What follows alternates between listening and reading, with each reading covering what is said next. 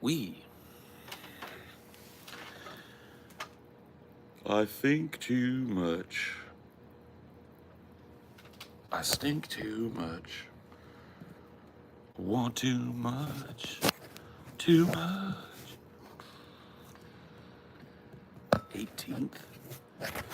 It's the 18th. Oh, that's right.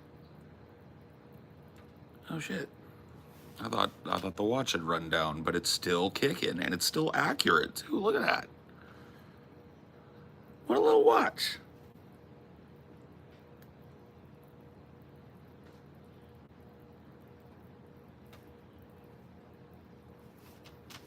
You ever go to a Nirvana concert in real life? No. Unfortunately, no.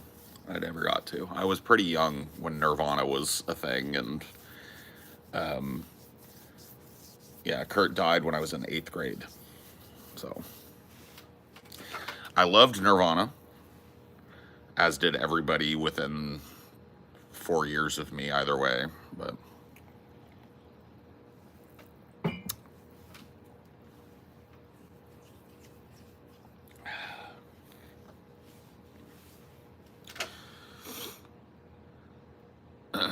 Paul, I heard what you said about Kamala being on Xanax the other day. I completely agree. I'm an independently licensed chemical dependency counselor, and you were spot fucking on.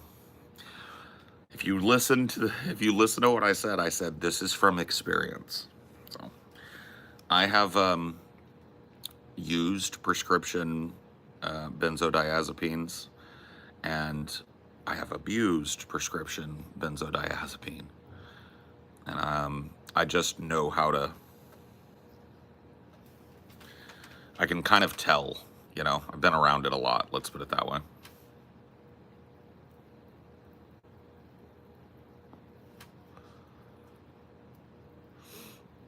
And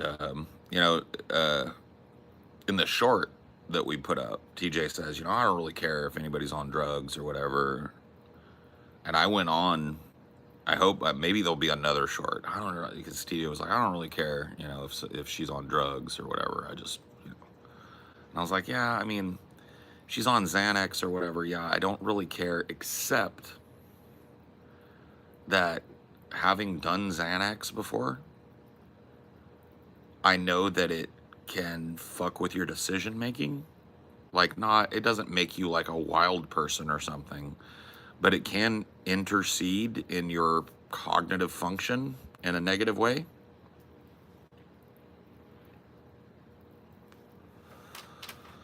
This is new to me. As a quick recap, what are the clues she is on Xanax? A kind of thickness to her speech, a kind of slow and deliberate nature to her speech.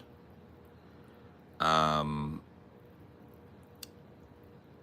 kind of like easy, breezy attitude, kind of. Like those types of things are very, very they're like red dots to me. Like, oh, Xanny. Or, another benzo. Maybe it's not Xanny. Maybe it's like, one of the others. I don't know.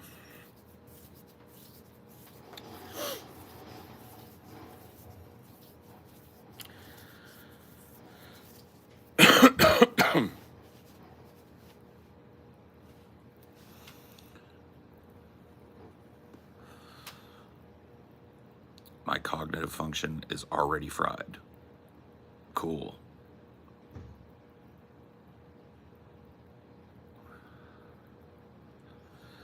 I like Nervina now, but I hated them when they came out. I thought they were some bums. Oh, some bums, huh?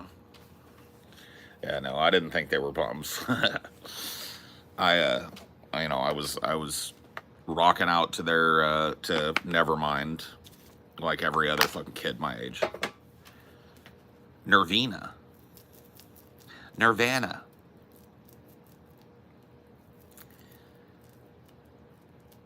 If you've seen it before, just so you know, there is also the walking on clouds effect. Yeah. The kind of like, it feels like in their head, that song I'm Walking on Sunshine is playing. There's like a very slow way that they take in the room.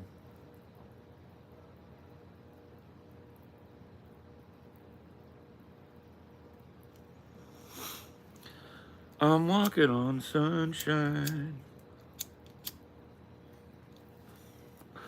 Whoa, and don't it feel good?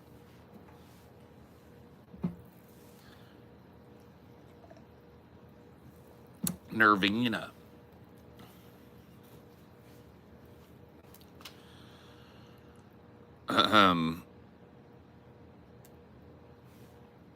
I just farted. Get a haircut. No. No slick back, low taper, dude. No, no, no, no. No. I'm letting it ride, man. I'm letting it ride. I'm letting it all just grow all the way out.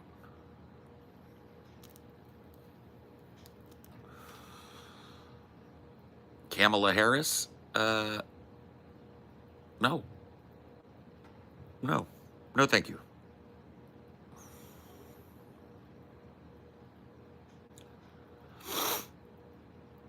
I've only recently gotten into Nirvana, and I'm currently obsessed with Nevermind. Funny enough. Yeah, I mean, that's, that's the entry point right there.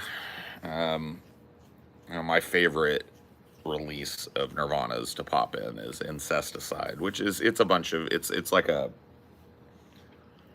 EP, not an LP. It's an EP. So it's got like not covers, but like different versions of songs that appear on Bleach, some songs that appear later.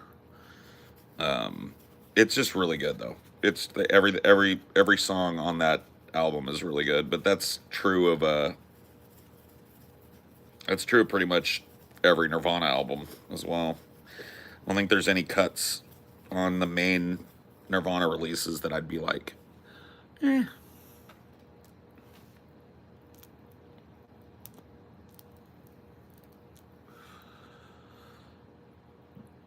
Don't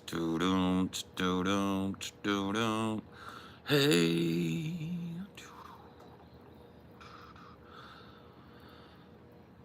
Don't let the beard fool you. Listen to how he talks. He thinks kids can cut their junk off. No, I don't. No, I don't. Thanks for putting words in my mouth, though. But no, I don't.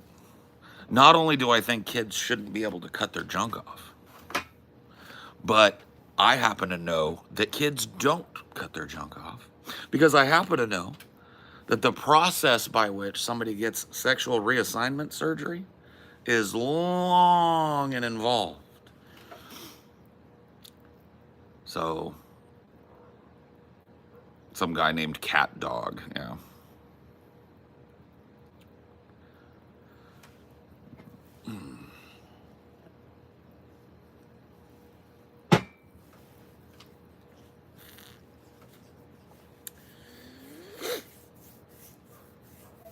I would get fired if my beard was as long as yours. My boss told me I needed to go to a barber if I wanted to keep my job. Well, my boss is cool with me doing this. I can ask him right now. I can prove it. Watch this. Hey, boss, are you cool with me keeping my hair just like this? Yeah, I'm fine with that. That looks cool. Keep doing that. Do whatever you want. All right, thanks, boss. There you go. I got the fucking go-ahead. The boss man gave me the go-ahead.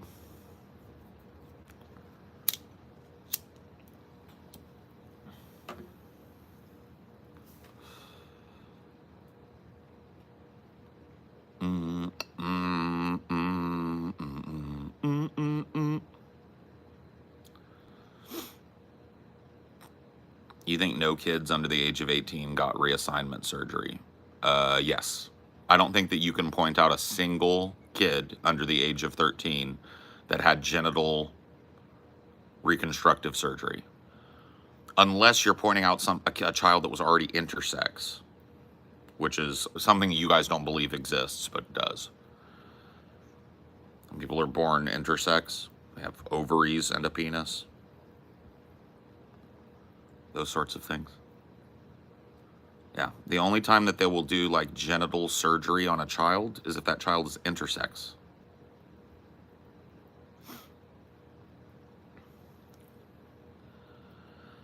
Genital surgery is not the same as putting a kid on puberty blockers or hormones. It's not the same thing.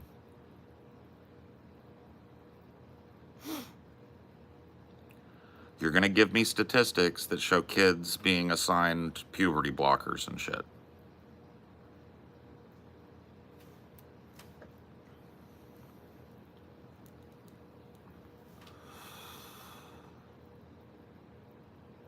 Is intersex rare? Yes, it is rare. Undescended testes, you know, kind of like a proto-vagina, but a penis as well. Very rare, but it does exist. And they do surgeries on young people who have that. And that is a form of gender-affirming care, right? But this idea that your like 5-year-old dresses like a girl and you can take it down there and have his 5-year-old penis cut off and a tiny little fake vagina put on him is retarded. That is not happening anywhere.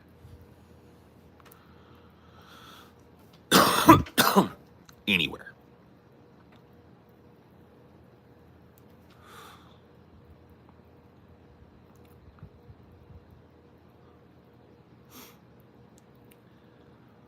Right, I just told you it's happened. I just told you intersex kids have sex affirming surgery, gender affirming surgery. I just told you why that happens and the rare situation under which that will happen. What I also told you is your 10-year-old decides that he's not a boy, he's a girl, okay? No doctor in America is chopping that 10-year-old boy's penis off. Not one. Not a single doctor.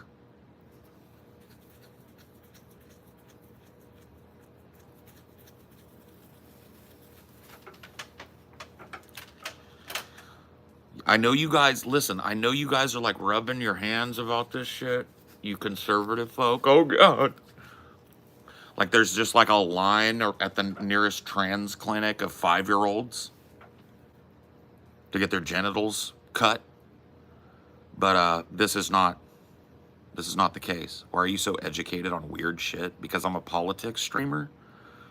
And people make stupid claims like, there are kids getting their dicks chopped off all the time, and you have to know the truth of that so you can counter it? Yeah, what I said has never happened is somebody's 8-year-old going, Mommy, I feel like a girl, and they go to a clinic and they chop that person's dick off. That's what I said has never happened. No, they have not. You can keep saying, yes, they have, all day long. But it doesn't make it so. You want it to be so. You want it to be so because you've convinced yourself that this is why it's wrong. This is why transgenderism is wrong. You want it to be so. You desperately want it to be so. But it's not so. I'm sorry.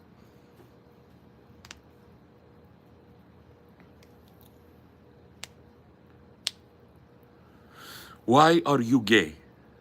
Oh, how can she slap? How can she slap?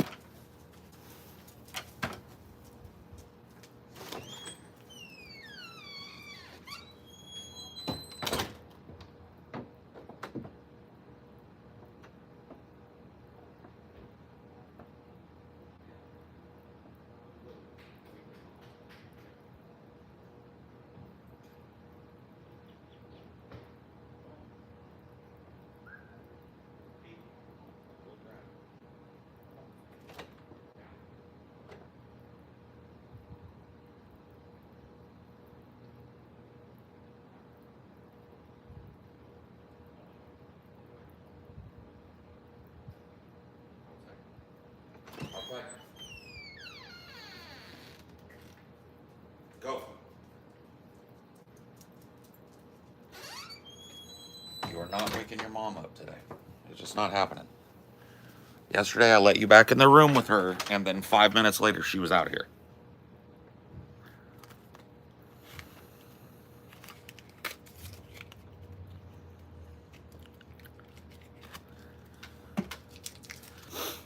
You are not waking her up today. She's going to get her rest out.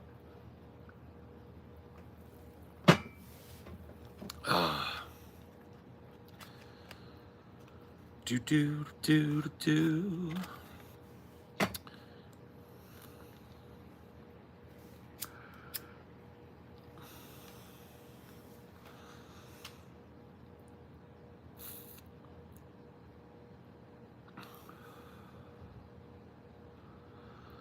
Was weed in the hippie era? I wasn't alive in the hippie era, bro.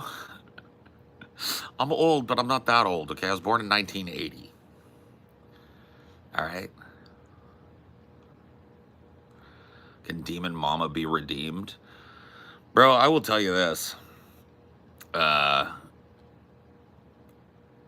If you're going to be this type of streamer, and you're going to do these, like, explosive call-out, this dude exposed type of streams, and somebody exposes you for some weird shit, you better have an idea in your fucking head what you're going to say about it. You know what I mean? Like, you better get out there. I think she's just disappeared. She just, like, decided, like, poof. What did DM do? There was a video by a guy named Westside Tyler where he interviewed somebody that used to work for Demon Mama. Apparently worked for Demon Mama when they were like 13, doing thumbnail art and stuff, I guess, and naming videos. Which, I mean, strike one. You don't employ somebody that's fucking 13 to do things for you. I don't care. So the allegations towards Demon Mama herself are that Demon Mama was bad about paying this person, like financial exploitation. And then the person makes allegations against one of Demon Mama's partners, whose name I can't remember, for like making sexual comments to them when they were teenagers, sharing like drawn porn stuff with them when they were teenagers. So that's the allegation as I understand it. You know, I didn't sit through the whole interview or whatever, but I got through enough of it to summarize, right? So like, it's a weird thing when shit like this happens, because here you are again. What? I wanted to, he went over, because he was out here with me. Mm-hmm. And then he went over to the bedroom door for me to let him in. But yesterday when I let him in, 2 minutes later, you were up. And so I was like, nope, you're coming out. Yeah. And he just was like sitting there like, I was like, nope, you're staying out with me. It is not too hot. You're going to lay in the shade. You're not waking your mom up. Had a whole to-do about it. And you woke up anyway. Son of a bitch.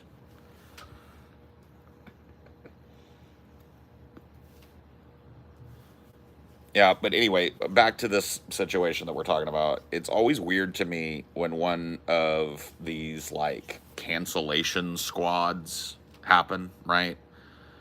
Because that kind of YouTubing, I'm going to expose, I'm going to leak DMs, then I'm going to leak the DMs before the DMs that you leaked, that type of shit. It's just like, why would you ever touch that poop? Why would you ever allow your content to become that? And you know, like, what's an allegation is an allegation is an allegation. But I will say this. Demon Mama had this coming because she touched the poop one too many times. When you touch the poop, you get a shitty fucking hand sometimes. And that's where I think she fucked up. She fucked up doing the drama mama fucking Xander Hall shit. She poked the bear. And there are some fucking weirdos in this world, bro. People that sit on shit like eggs. Oh, yeah. That's that whole community over there. Yeah. She did it. All this shit about Xander Hall that she dumped. Yeah, she sat on it. Like she sat on it for like a year or more. And then someone's like, I got an egg too. Yeah, and somebody was like, oh, well, shit, your egg just hatched. I've been sitting on one for a while too. How about this? And she's just disappeared. Like she's got like automatic uploads of old streams coming out on her channel, like clips, but she hasn't done a stream in 10 days. Hasn't posted on Twitter. Complete radio silence for 10 days. That doesn't look good to anybody. So if you're gonna play that game, you better be ready to go live immediately and go like, this is bullshit. Or whatever, like blah, blah, blah, this is misrepresentation. You can't just like fucking disappear. Especially if you're a drama monger. That's why our shit, like when we get into drama with somebody, it's very particular. It's very like political. It's like, I disagree with your politics. You called me a fucking fascist. Blah, blah, blah, blah, blah, blah. Extreme where it's like everyone's making right, or it's like drama Boogie faking cancer. Yeah, it's like right? Everyone's making drama, but you're not needling into like, here's all the DMs. I don't have a folder on every person that I've ever interacted with on the internet with like leaked DMs and this, like just waiting, you know, because that's not the type of content that we do. You know? You're not doing exposés, you're doing haha. Yeah, we do haha. We don't do like, warning, if you're triggered by child sexual abuse, this video may not be for you. Viewer discretion is advised. You know, we're not doing that shit. But ultimately, it's like this whole thing is just so stupid. Like, if a crime is committed, go to the police. Yeah. A video is not going to get someone arrested. Bro, this is my shit, bro. I am 100% with you. Whatever kind of allegation it is, if a crime was committed, don't run to so-and-so on the internet for an expose. Go to the police. File a police report. If you feel like you were raped or groomed or something by somebody when you were a child, the statute of limitations is long on things like that. Unless you're like 90, there's a good chance you can go down to the police office and file a report. And if there's any, and all those receipts that you drop them on the cops. That's what you show to the cops so that they can go investigate this person. This whole internet drama shit, don't touch the poop. Ever.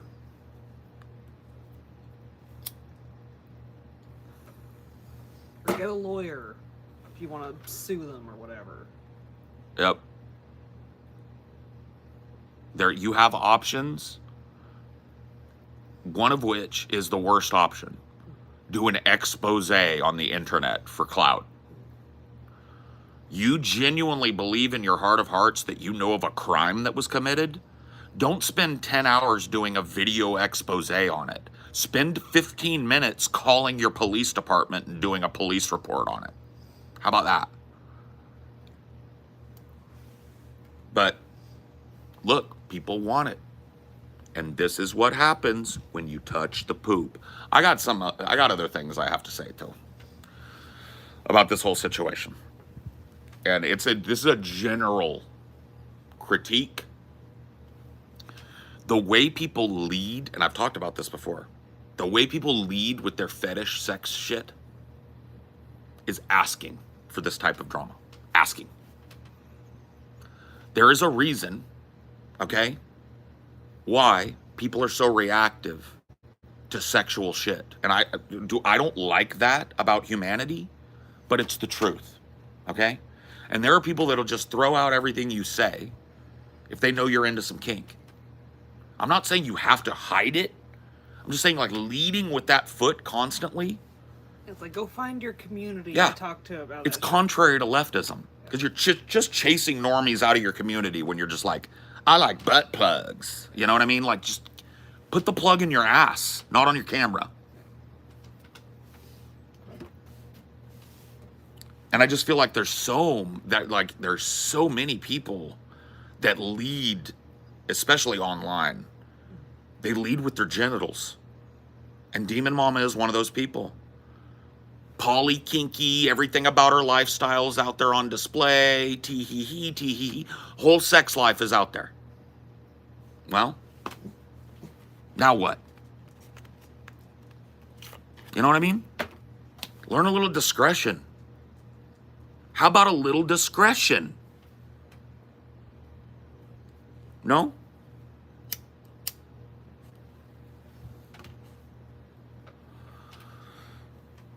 But this type of shit will just keep on happening.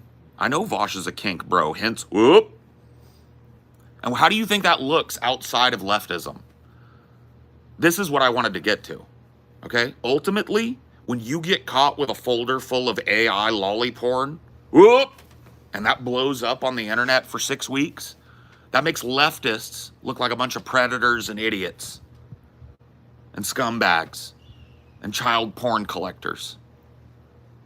So when your sex life is out there for everybody to critique, it allows people to append that to your politics. Get it? Got it? Good.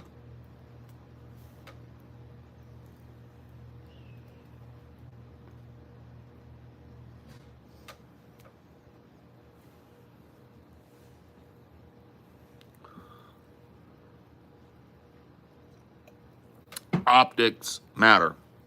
Hearts and minds matter. That is why when people ask me, when they come up in here going like, I bet you're a lefty, I go like, yeah, I am, but let me tell you my politics. I'm a blue collar advocate. I believe that blue collar working people deserve a bigger slice of the pie.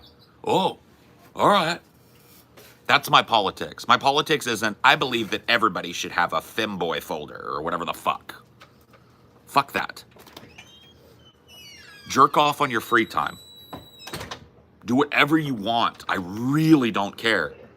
But if you're going to lead with your dick, expect people to get morally outraged about it and expect it to marginalize you into your own little community.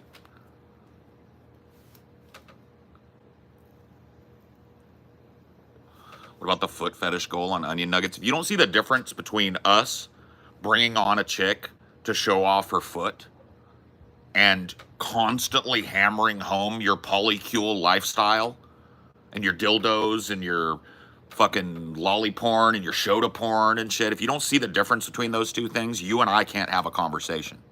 Because you're either retarded or gaslighting.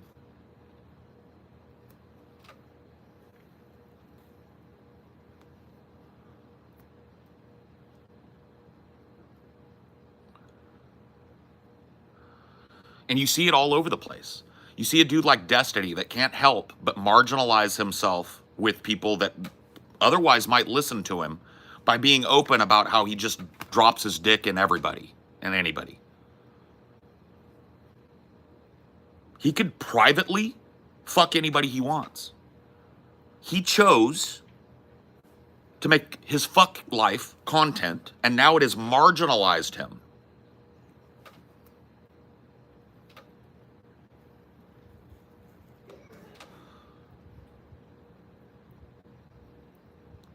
I haven't seen the things you're talking about from DM, but I haven't watched every single stream, so I'm just showing I'm talking about the allegations that were made. I'm talking about Demon Mama leading with the kink shit. I'm talking about Demon Mama's partners super leading with the kink shit. And all of that being a big part of this community that she's built up for herself. That's what I'm talking about. It's not, this is a politics community. This is a community about politics and queer acceptance. This is the poly kinky community where we post pictures of fucking furry porn and dildos in our asses and shit. It's like, dude, I don't care about any of that shit. I love that you're into that. Great, good for you.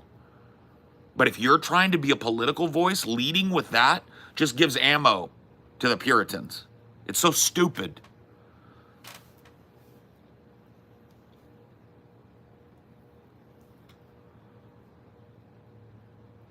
I'm not saying you have to be sexless. I'm just saying leading with your fucking porn folder, bad look. Bad look. I saw a vid about the allegations, but I haven't looked further. I mean, there's no further to look, as far as I'm concerned.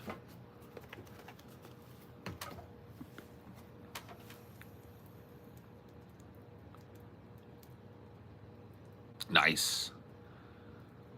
Just got a text, we won our appeal and the content was restored. Yeah. We tried to stream a completely completely public domain film that's up on YouTube in its entirety, like 10 or 15 separate times that I could find. And we got a bogus copyright strike that put a strike on our channel, so we weren't going to be able to stream tomorrow or next week, Tuesday.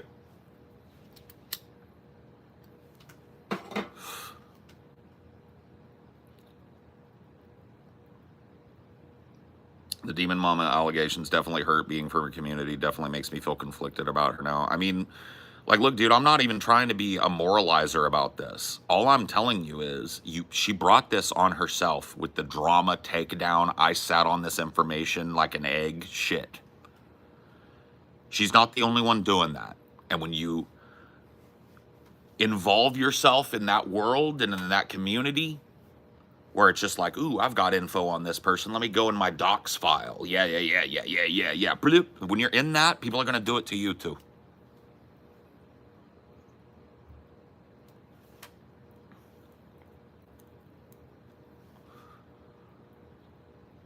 Imagine being ashamed of your sexuality, unless, of course, you have pedophilic tendencies. Then you should most certainly be ashamed. Yeah, I'm not telling people to be ashamed of their sexuality. I'm telling people that they shouldn't lead with their cock.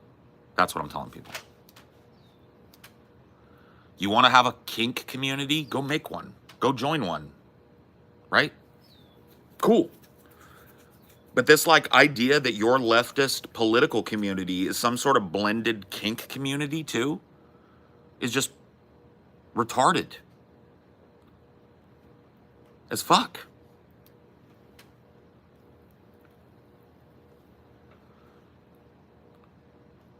And this is what happens.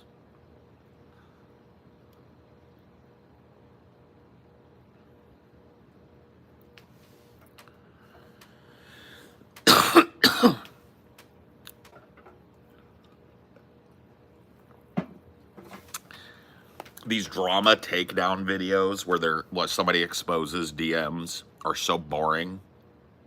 It's such throwaway bullshit content that is only going to drag the worst kind of people to your content. People that just feed on interpersonal drama are going to come screaming into your content. That's why people do it. They get that fucking initial bump. So Demon Mama is irredeemable? No. Nobody's irredeemable. I mean, like, I don't know, maybe in your eyes, but like, I don't think that way. I'm not the one passing out redemption. That's not my job. You know? But that being said, I don't think she's handling this well. I think that disappearing and just going fucking radio silent for 10 straight days is not the way that you handle this.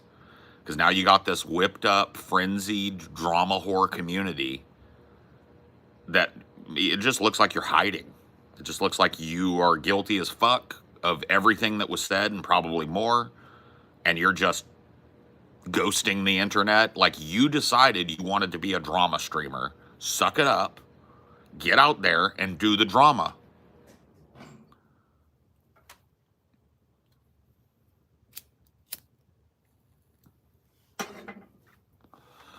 Demon Mama talked about not wanting to be involved in drama earlier this year, but she just had to get involved in the Xander Hall stuff. Yeah.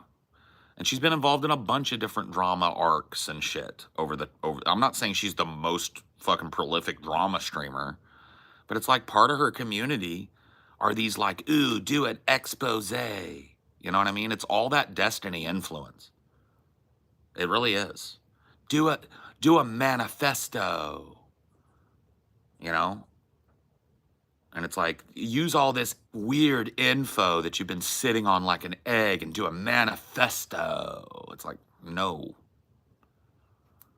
If you think that there is illegality going on, call the cops. Otherwise, shut the fuck up. That's where I stand on it. All of it. We have law enforcement agencies that are in place to take care of these types of crimes. So if you have knowledge and evidence of a crime, go to the cops or shut the fuck up. That's how I conduct myself.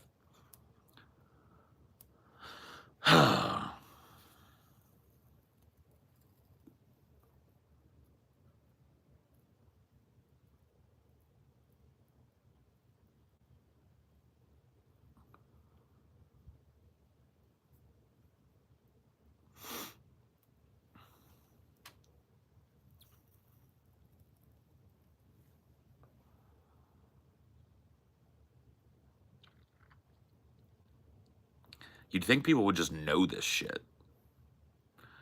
See, one of the hardest things for me to come to terms with is that common sense is not all that common.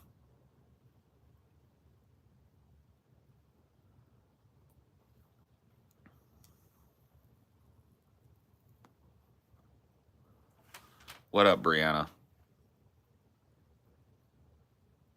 What up, and what it do?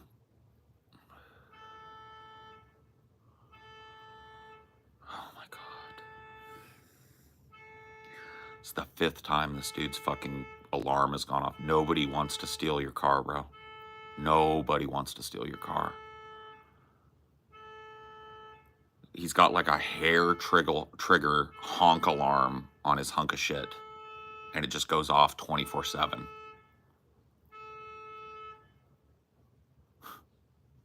It'll be back. Don't worry, it'll be back. That was the 5th time that it's happened since I've been sitting out here. I've been sitting out here for about an hour. There it is again.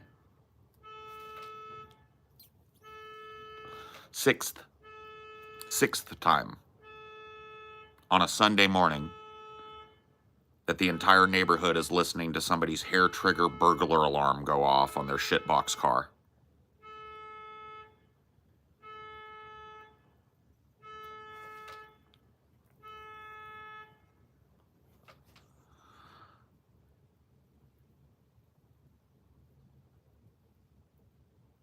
Dude, they're probably not even home. They probably just set it on fucking hair trigger and then left. Probably gone all day. Probably having a nice picnic while their whole neighborhood is sitting in their backyard going.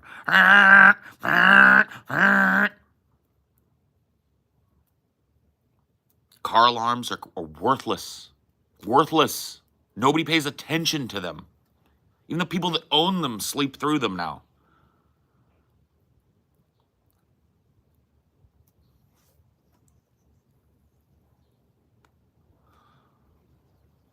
It'll go again. Trust me, it'll go again.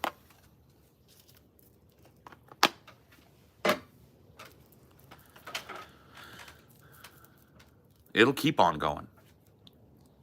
This will be an all-day affair. And then just when that stops, somebody will fire up a lawnmower or a weed eater. Really make it fucking unlivable out here.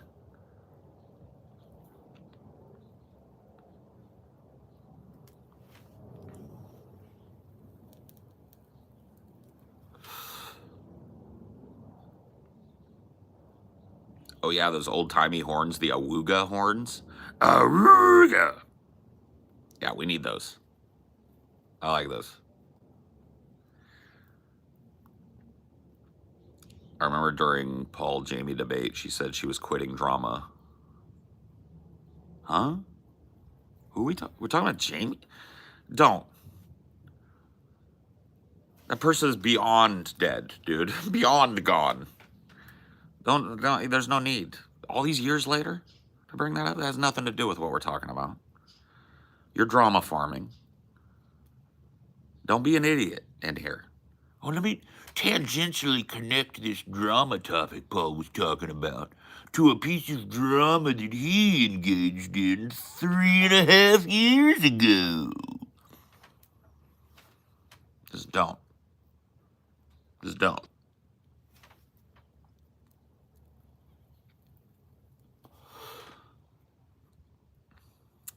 Your tactics are laid bare before me. I've been doing it longer than you, okay? Paul's talking about drama. Let me tangentially connect it to this other piece of drama that I want to reinvigorate. No.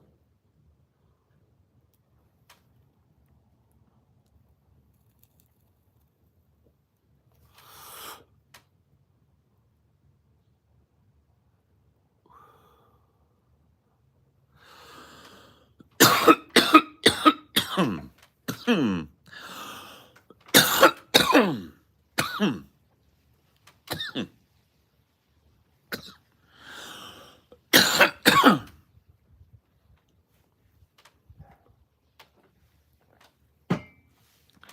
think we can all agree on that. Hey, man, how old are you? I'll tell you, but I want you to guess. So you guess first, Lozava,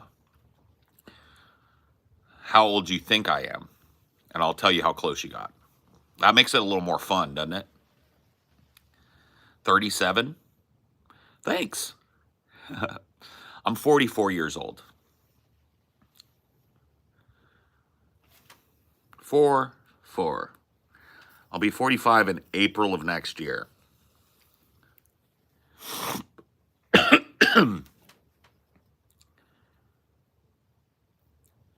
Do they gen drama up just for clout? No, it is like, I mean, there are people that like they feed on it. Like like to me, interpersonal drama is interesting in a passing way. But there are some people who it's like it's all they want to see. People arguing, people fighting, people getting exposed, people whining and crying and leaving the internet. Like that's what they want. And so, what day in April? April Fools. April 1st. April 1st, 1980 is my birth date.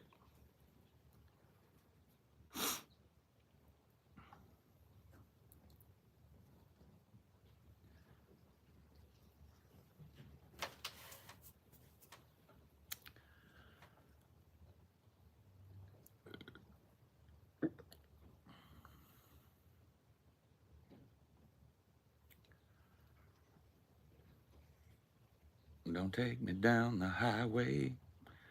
Don't take me down the highway. Don't take me down the light. Don't take me back. Are you okay? No, I'm fine. I'm a little stoned. We're good. Hi, good money, Bangladesh. I'm okay. Cool, Debu. I look, dude, that your area of the world, I would love to go there. I would love to visit India, Bangladesh, Pakistan. I've heard Bangladeshi food is the best. The best in the region. That's what I've heard. I've heard this.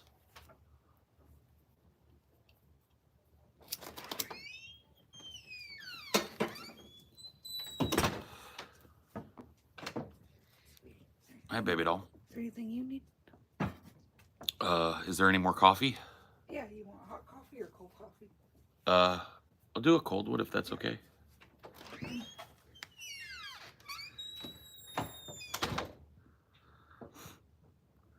Well, I think you would freak out within 10 minutes of being in a Bangladesh city. Maybe. I don't know. Maybe I would. I'd like the opportunity to try and freak out. I think you might be surprised. I'm a different person when I'm traveling. I have a gear that I shift into when I'm traveling that takes a lot out of me, but I can sustain it for a trip, right? And oftentimes it lets me really enjoy myself. So I might be just fine in Bangladesh.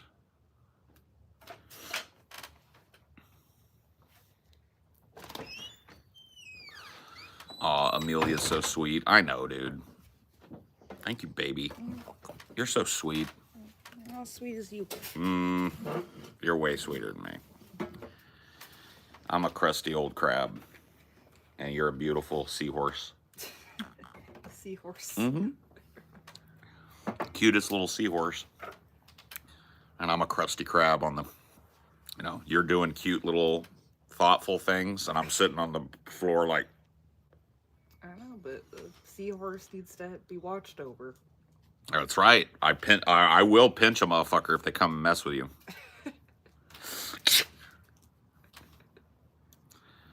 Paul's one of those salty chocolates. Oh, yeah. I like those. The sea salt caramel chocolates. Those are good. Salty and sweet mix really well. Yeah, like pretty much every like cake or cookie recipe has a little bit of salt because that contrast makes it taste sweeter. And Yeah. I'm talking about more like the obvious clash, though. oh yeah, Because, yeah, like adding a little salt to anything that you bake, of course, that's going to, like, salt is just a flavor enhancer. So it's mostly sugar in a cake, but you add a little salt. It's like MSG. MSG is even better at it. Yeah. It's a flavor enhancer, it's a Yeah. carrier of Everyone flavor. likes the flavor of salt to some To some extent, yeah. But you're not adding so much salt into a cake that salt is what people are going to be saying. But there are certain types of desserts, those caramels that have just chunks of sea salt on them. That mixture of salty and sweet is so good. Chocolate does it well too. Salt and chocolate go really well together. Salt and caramel. Maybe it's different for like different kind of confections. Like maybe I bet it is. About salty candy. Salty. Well, see, Mexican candies are salty. Oh yeah. Yeah, like they have these little tamarindos, which are covered in this like peppery, salty mix on the outside, but when you bite into it, it's sugary tamarind candy. And so it goes well there too. Yeah. Salty licorice is very popular in like Finland, Sweden, Norway, Denmark. Not a salty popsicle though.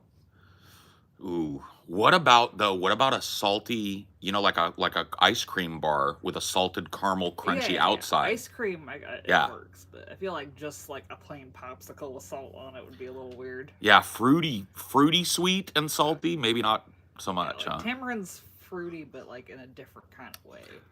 Well, it's not just the fruit though. It's all the tahini that goes on it. It's all that spice. It's like lime, heavy like lime spice and tahini, and then like the peppery paprika kind of flavor. All of that melds together, so it's like hot and spicy, salty, sweet. I'm trying to remember some of the other names of them. Mexican candies I used to get. Tamarindos were my favorite. Dude, we used to just do, there were these little things of salt. They were like salt with Mexican flavors, lime, salt, and, you know, like all the peppery kind of flavors in there. And we would like lick our hand, sprinkle it, lick. And everybody had these, they were a little green. I can't remember what the brand was, but everybody at my school had one in their pocket. And everybody had like a red stain on their thumb because it was just all day. Lucas, yeah. Lucas salts, yeah. They're meant to like sprinkle on like a drink, you know, like a salty drink, like the rim of a margarita, or like to finish off a little bit on top of like a dish, like a Mexican dish. But God, dude, you just lick them. You know what another gross thing we used to do? Do kids still do this? This was gross, but everybody did it, and it was a high school thing. Tell me this is still going on, please. We would take a plastic bag at home and mix up Kool-Aid in it, but no water, just like the powder with the sugar. Then you twist the bag, and you get it all caught, like so you got all that powder and sugar Kool-Aid. Then you nibble the end of that tube that you've got. And I feel like pixie sticks just replace that. We had pixie sticks though. But people would walk around with that in their pockets all day, and you just like lick the outside of the bag, and a little bit of that juicy, fruity flavor would hit your tongue, and it was like getting a mouthful of Kool-Aid all day. And you would just like wrap it up using the back side of the bag so that it didn't get all over everything, put it in your pocket. And then anytime you were just sitting in class feeling like it, you just put it in your mouth. I feel like vapes replace that. Yeah, probably. You never saw that? Yeah. Dude, it was a time, man. It was a time.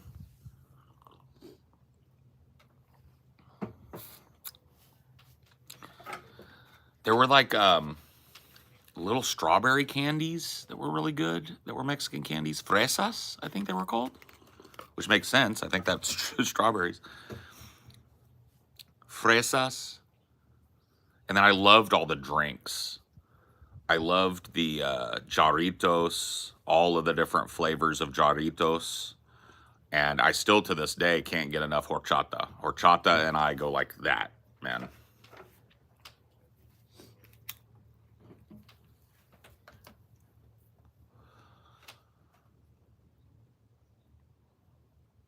Yeah. I've had the pelon. I didn't know that was what it was called, but I've had the paste candy. Yeah. No, horchata is the fucking best, bro. I don't even want to hear it from you, dude. A big Mexican dinner with a big cold horchata on the side, dude. There's nothing better than that, bro.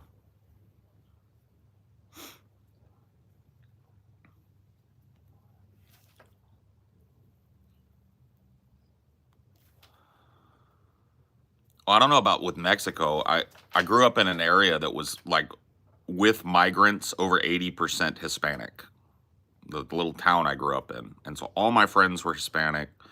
A lot of my family friends were Hispanic. A lot of the food and stuff Hispanic. So like I had that kind of a fucking access to a lot of that culture, and those kids put me onto all that shit. Tamarindos and the Lucas salts. Like all that shit came straight out of the Hispanic community, and everybody did it. So it was just a very like comforting, welcoming part of Hispanic culture is the food. Everybody likes it, on some level, or most people do. That's true of most cultures, isn't it? Like one of the biggest hands of culture that reaches out is here's our food, Yeah. right? It's like here's our food, here's our fashion, here's our beliefs, and here's our music, right? Those seemed like the four arms of culture to me.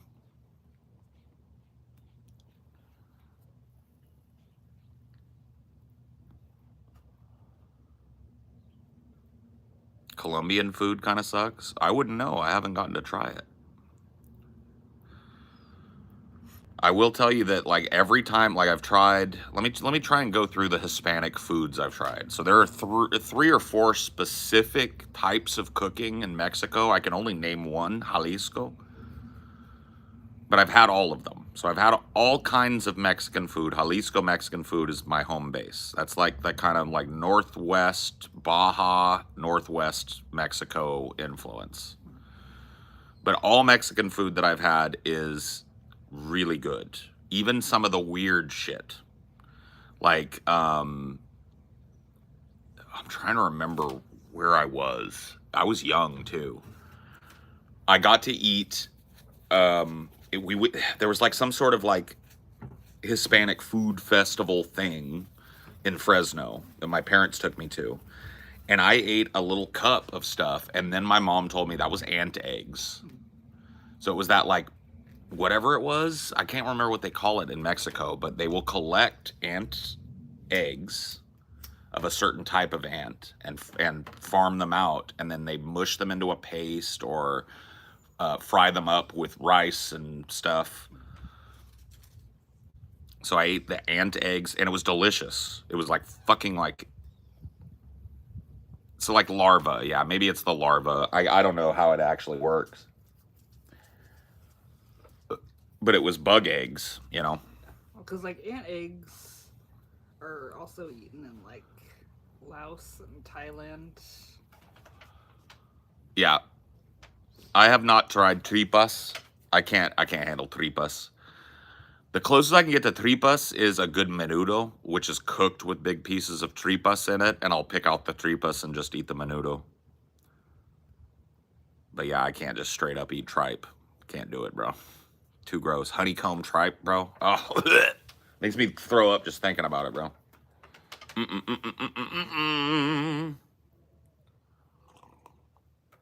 It's tripe. It's the stomach. It's the stomach lining. Yeah, Eskimo is ant. Escamole. Larvae. It's larvae, not Yeah, eggs. larvae. Okay. Escamole. Or escamole. Shout outs from South Africa. Oi! Man, I wish I could do I need to learn a Zeph accent. Va pomp! There you go.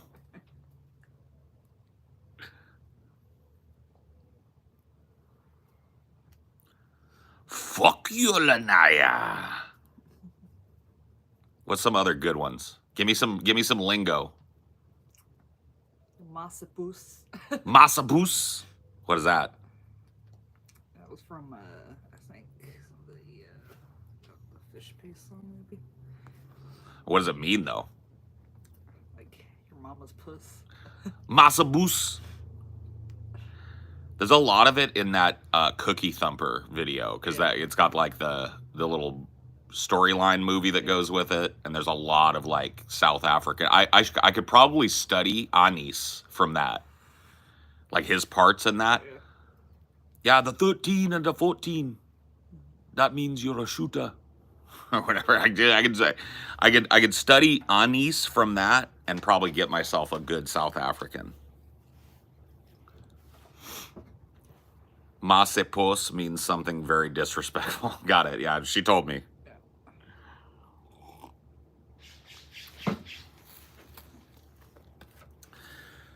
I'm Mabali, translation from Zulu, which means flower.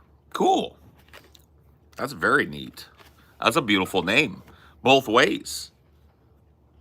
Mabali is a cool fucking name. And then if your name was just flowers or flower, that's a fucking cool name too. You won the name game today. That's going to be the coolest name I hear today. Is Mabali. I wish my parents had given me a cool ass fucking name. Paul is such a fucking boring name. And it's so common too. Everybody knows at least 2 or 3 Pauls. Everybody. Sucks.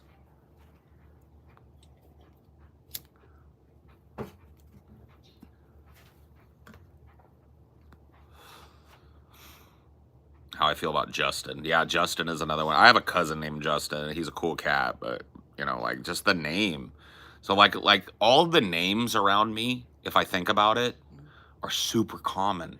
All of them. Like, let me name off some cousins. James, Justin, Jared, my Triple J cousins.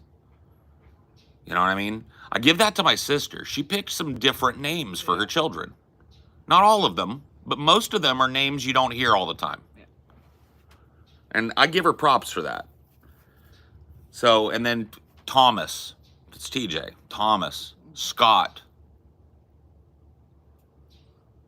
Just all these fucking, like, biblical names, basically. Well, my sibling, though, that's not a typical name. No, your siblings, both of your siblings have great names. Yeah.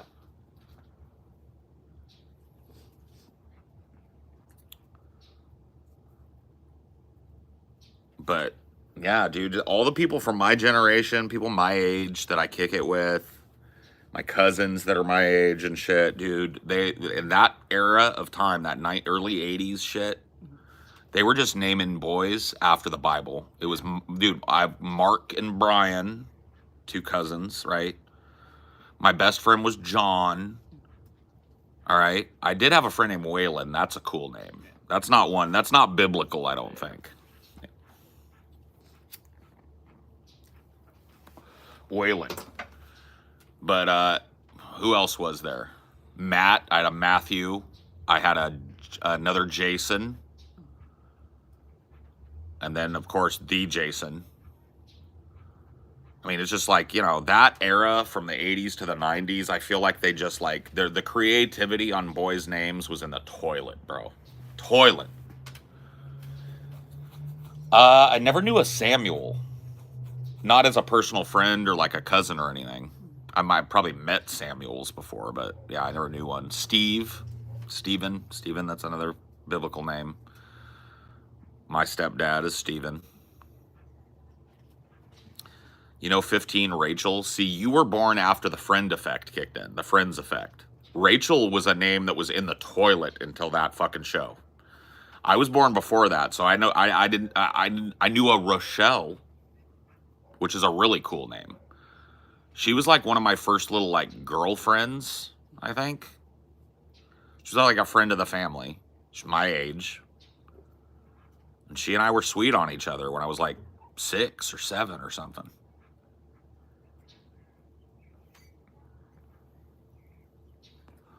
So Jason, myself, I'm curious. Well, you've been around a while.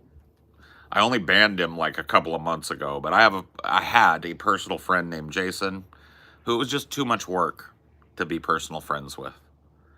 He was too unstable and too immature. And so I had to cut ties with the poor guy. But I wish him the best. I still care for the guy, but it's just like I can't be part of that no more. I was friends with that guy for a long fucking time.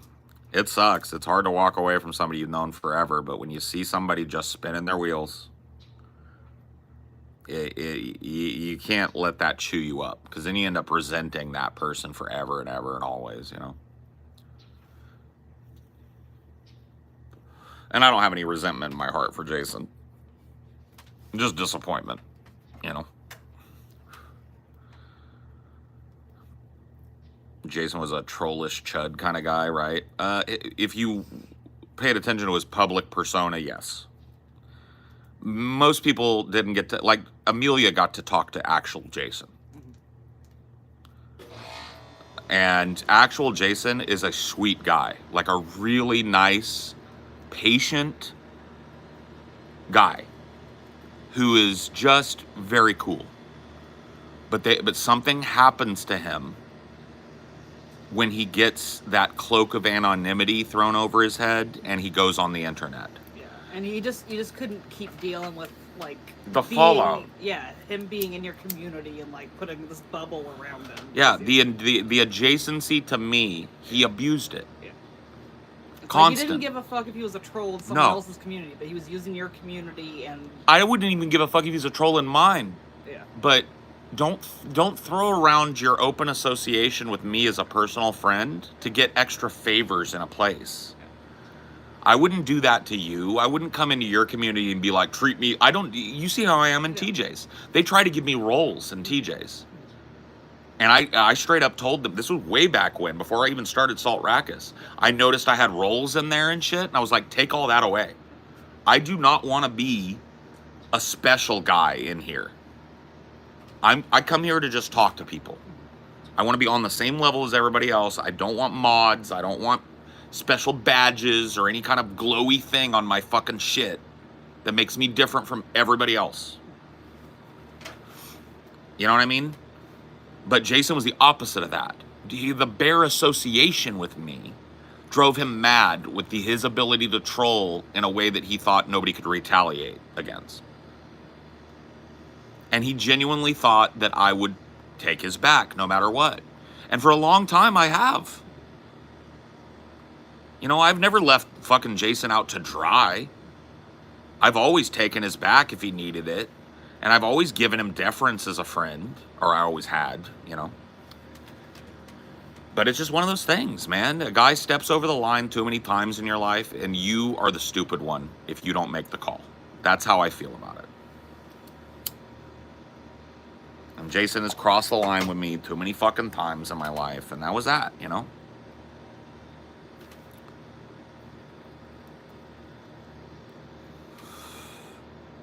Gooble gobble, one of us, one of us.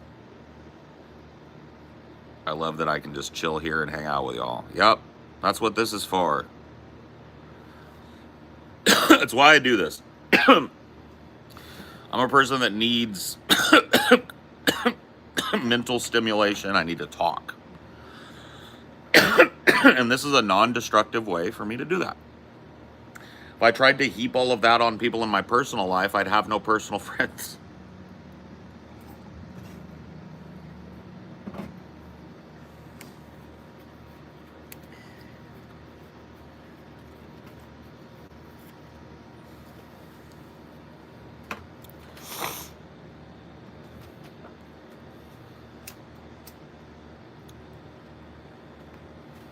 Everybody got talking shit last year. Yeah, that was last year. Now I'm blowing past year. All my brothers stay smoking on that gas, yeah. Pass that shit over here. Bitch, I'm trying to disappear. I could never switch up on my brothers. I put that on my mother. Poor Little Peep, man. I like Little Peep. That's my favorite Little Peep song, too, and it's like a throwaway song.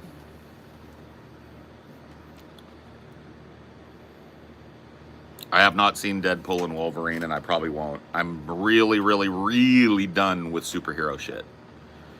Have been since Infinity War or whatever came out. Endgame. That's what it was. Avengers Endgame was the last one. All right, this is the end. I took it at its word. Yeah. I was like, you know what, dude? I'm starting to get real burnt out with this fucking superhero shit. So this is the fucking it. It's Endgame that's saying it's the end. And I've treated it like that. And I haven't missed them, you know? I've seen other superhero movies here and there in betwixt in my free time. But, yeah, no. I pretty much avoid them. Like the plague. You like any Korean films? I liked that one that won the Oscar. Parasite, yeah. That was a really good movie. But I also like Train to Busan. That's a great movie. There's one more. The Game? There's a lot of great Korean movies, but I've seen a lot of like the big ones that everybody knows about. Like Ju-on, I've seen. That's a Korean movie. I've seen Parasite. I've seen Train to Busan. I haven't seen Squid Game. The Host. That's the one I was trying to think of. The Host. Yeah, I've seen The Host. I've seen Train to Busan. I've seen Parasite. Those are the three that I can remember off top that I've seen. I've probably seen a couple other Korean films. Yeah, the giant fish monster movie, yeah.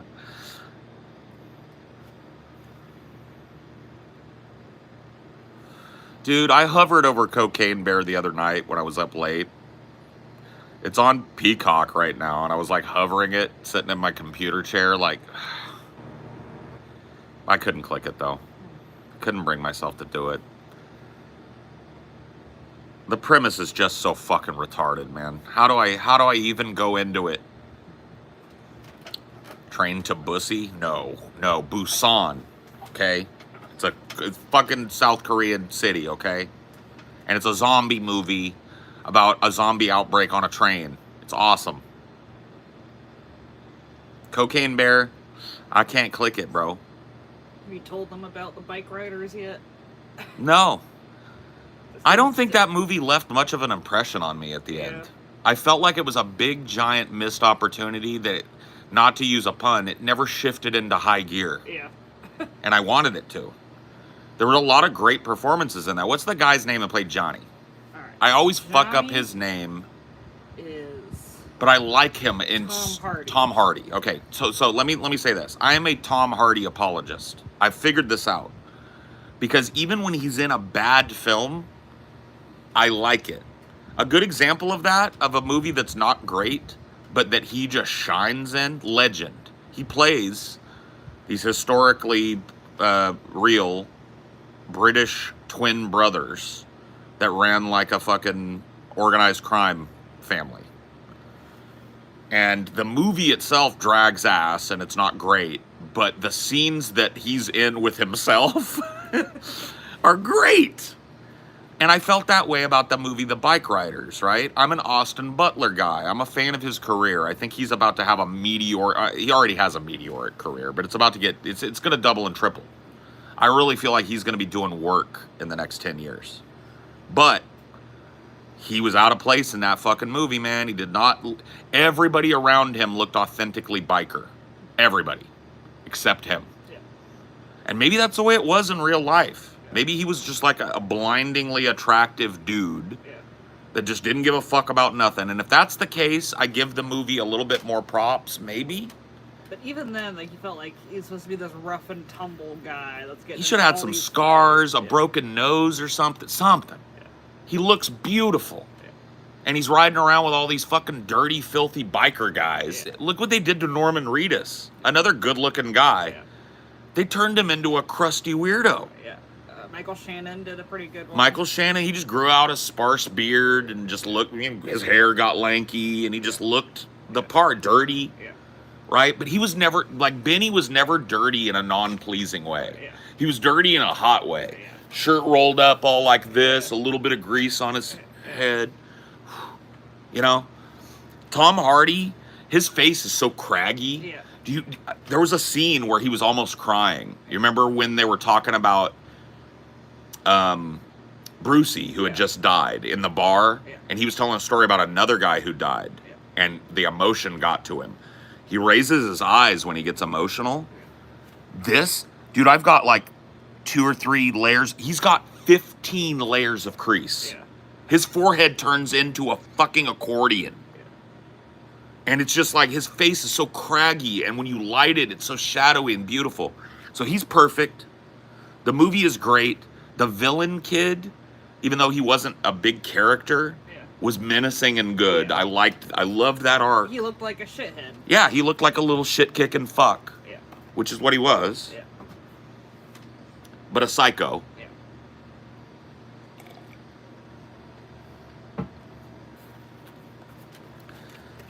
And yeah, dude, I just felt like Austin Butler was lost in that movie. The part was too stoic. Mm-hmm. And maybe that's the way the guy was. But it just, he needed some life. Yeah.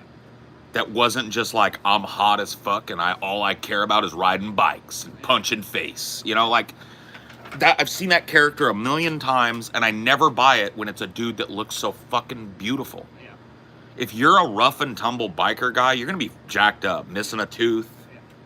Scar, droopy eye maybe because you got almost lost an eye in a crash. Something.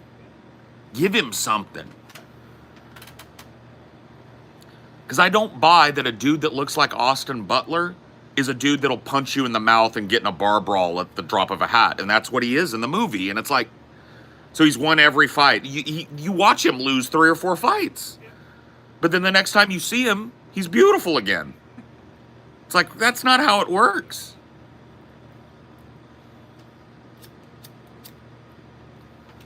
And they could have dirtied him up. They could have given him, like, I've seen him do the fake teeth thing, where they give them caps to put on their front teeth that are green, and then they just edit out the teeth in post, so somebody can look like they've got like a whole mouthpiece or something. That would have made him look. Norman Reedus was struggling through his teeth, so I think it's better to do it digitally. Just put green, bright teeth in them, let them do the acting, and then fucking take it out in post and dirty it up in post, you know?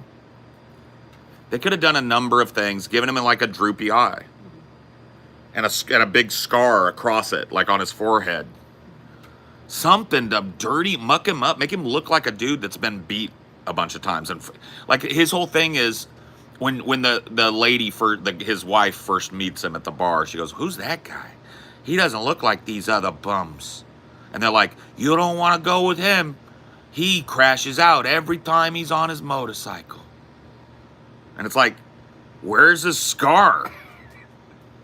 Why does he look like he's fresh from the fucking Balenciaga runway show? You know? Like, okay.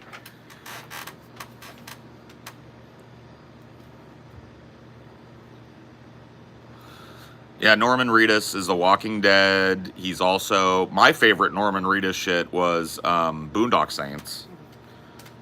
But yeah, Norman Reedus is The Walking Dead, and he's the main guy in Death Stranding as well, yeah.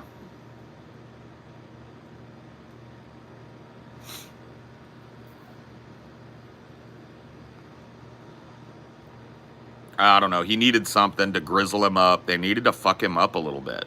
Have him put on maybe 20 pounds so he's not like shredded, like to the point where it's like you're obviously cutting fucking carbs and shit. You're like ripping out. Like no fucking bike guy whose only care in life is a bike is gonna look like that. So put 20 pounds on the guy so he's a little more normal looking and he has a little beef on him so he looks like a dude that can fight. Yeah.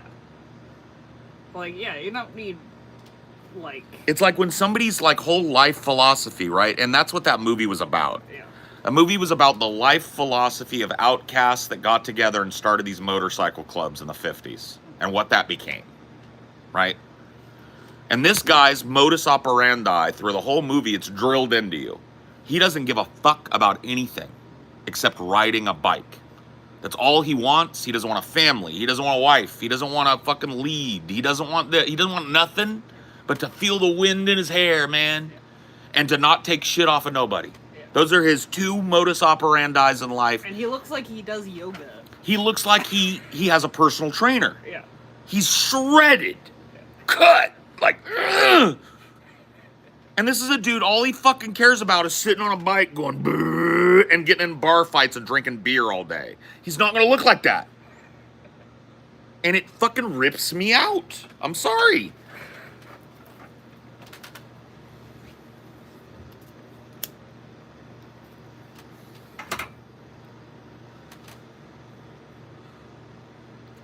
I don't watch anime a lot. My favorite anime series that I've ever watched is Kill la Kill. But I don't want to get in the whole anime talk, so let that be the end of it.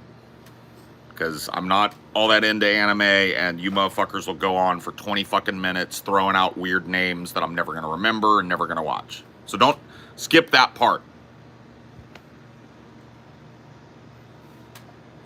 No, a biker doesn't have to be 300 pounds with a beer gut.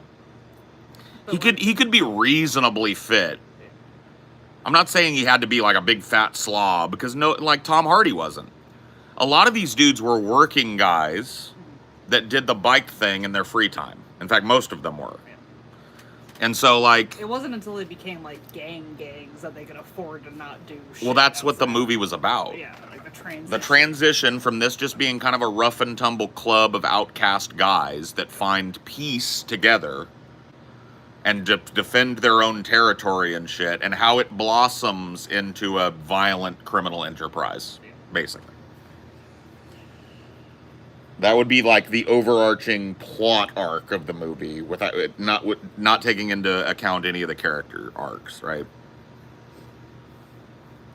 But yeah, I mean, I'm sorry, it was the worst role I've seen him in. He wasn't bad in the movie.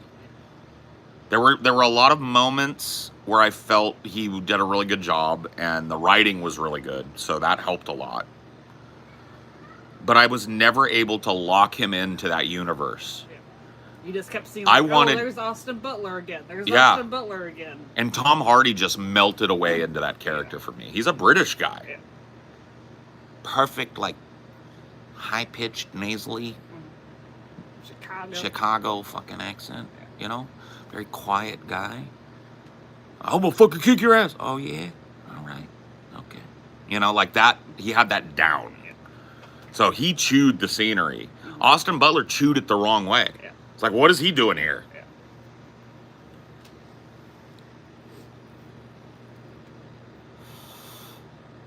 I haven't seen the Roadhouse remake with Conor McGregor. I don't know that I want to, bro. Roadhouse is perfect the way it is. Roadhouse is a goddamn masterpiece, and nobody should have touched it. If there's no throat rip, it's not Roadhouse. Yeah. Does he rip the throat? Does he rip the guy's trachea right out of his fucking throat? Because if not, it's not Roadhouse, bitch. It's not.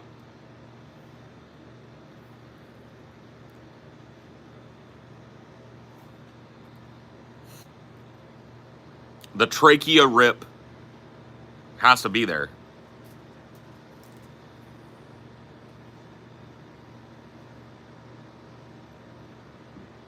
I mean, like, Austin Butler was great as Elvis, but look at him. That's what he needed to be. Look at Elvis. Look at young Elvis. Look at 19-year-old Elvis Presley. And then they roughed him up at the end when he was supposed to be roughed up. Right. And he looked great. He looked sick and fat and bad, like Elvis did at the end. Yeah. Looked drugged out and boozed out and overeating and shit. He looked it. He looked it. He was absolutely fucking transformative in Dune 2. Transformative. What a role. What a standout role in that movie. Fade Ralpha. Oh, And what a way to juxtapose that character with the other portrayal, right? He was so far and away better than Sting. Sting, admirable job, okay, for a non-actor. He looked the part for sure. But Austin Butler made that role. It was beautiful. He looked awful too. Like, he's so beautiful. They didn't have to process, just what they did with his face and his teeth was enough. That's how I know he could have been a down-ass biker. But they made him look like a fucking model. Like a Balenciaga model. No shit. Yeah, shredded. Like, maybe it would have made sense if, like, oh yeah, when I'm not bike riding, I'm a model. Fucking crazy. Like, what was that dude getting drunk off of every night? Light beer? What are we to believe?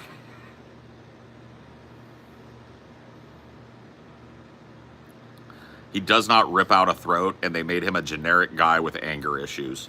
Boo! See? Not Roadhouse. Never watching it. Glad I haven't seen it. Glad I fucking raised an eyebrow and said never. They just called it Roadhouse, but it's not Roadhouse. Yeah. It's a totally different movie now. Hey, Benny, you want to have a beer with me? Nah, I'm cutting carbs right now. Gotta keep the six-pack shredded. Oh, yeah. How's that modeling gig going? Pays really good. Pays really good. Aren't you worried you're gonna get your face all fucked up getting in these fights and stuff? Nah, I never got a scar in my life. I just genetics, man. I got the good genes. I never get a scar. Oh, that's fucking cool, Benny. It's fucking cool.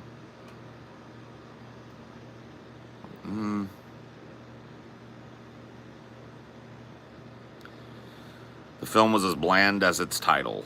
It wasn't bland. There were good parts. I really liked the club.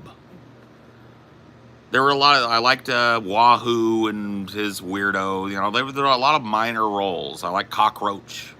He looked like a real guy. Yeah. You know, I loved Johnny.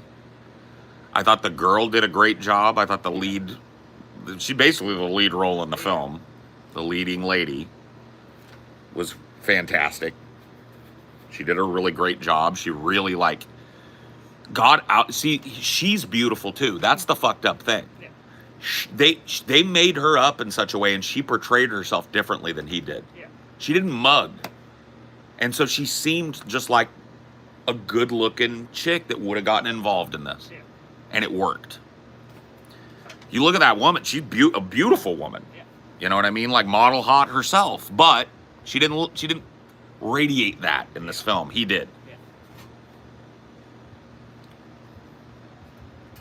You know, they let her hair get a little greasy. They put up a messy bun or something. They had the strand. You know, she didn't look like she was fresh prepped for the runway. Yeah. Every scene he did, even when he was dirty.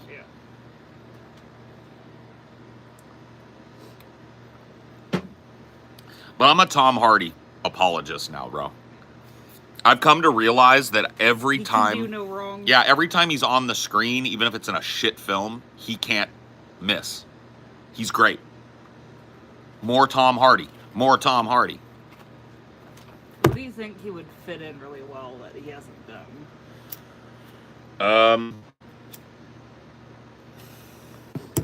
Like, I would love Tom Hardy to be part of a resurgence in the action-adventure genre that isn't superhero-y. Like, more Indiana Jonesy. Like, every man pushed to his limit. Oh, I see. Man on Fire. You know, like a very, like, revenge story or something. Oh, yeah. But he's also really good at playing like historical figures. Yeah. He's done it a bunch of times. So he's known as like a historical character actor. Cause he's in he did Bronson about that. He's a crazy British prisoner who named himself after American karate legend Charles Bronson. But he was in and out of prison. He's just a legend in Britain. He's just a guy that like lived half his life in prison, and he was just irrepressible.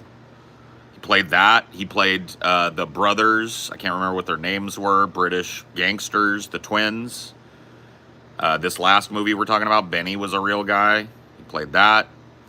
So it seems like Tom Hardy gets picked, and I think rightfully so, to embody another person because he's just such a good character actor. Dude, I have lost weight. I don't know how much, but I looked at myself in the mirror today, and I was like, whoa, okay, all right. I've lost another probably 20 pounds is what it looks like to me. I'll know when I go to the doctor next. You gotta find a different one. Huh? You gotta find a different one. Well, eventually, yeah. No, I meant like even if we stay, she's out of network now. Who is? Your doctor's out of network now. Out of network? Yeah. What? Yep. So I'm fucked? Well, like, if you see her again, you're gonna have to pay more. Fuck America, bro. That's so retarded. So I can't go see my doctor because she's out of network? Yeah. You could, but you just have to pay a lot more. What about my refills and shit? Well, they'd probably still do that since you have another appointment scheduled with her.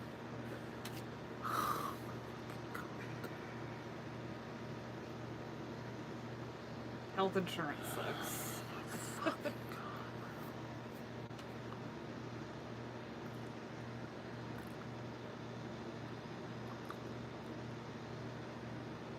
I need this like I need a fucking hole in my head right now. I got all this shit going on in my life, and now I'm on fucking medications to stabilize my fucking whole body, and I'm doing well. And in the midst of all this, I've got to find a new doctor and explain all the drugs I'm on and hope that they put me on the same shit. Fuck!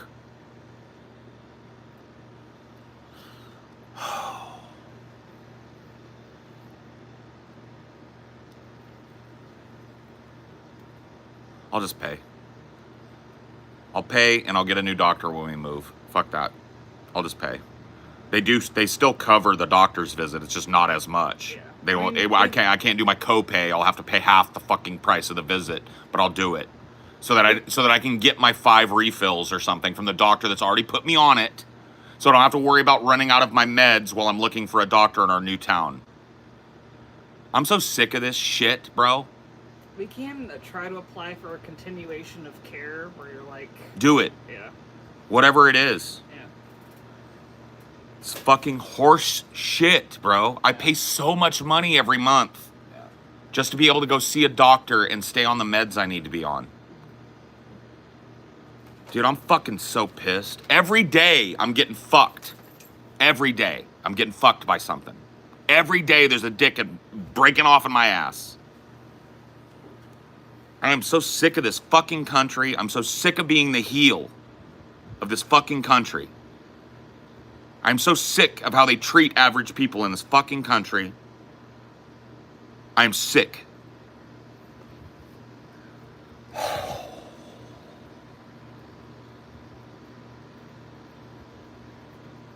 Sorry, baby. That's just such bullshit. Based on what? What committee decided that my doctor's out of my network now? And who even took me, the paying customer, into consideration? So I've been paying every month for years to this place. And they didn't even consider sending me a letter to let me know, Well, they did send you a letter, but a month after your last appointment. These motherfucking cunts, dude. Yeah. And it's not illegal for them to fuck you like that.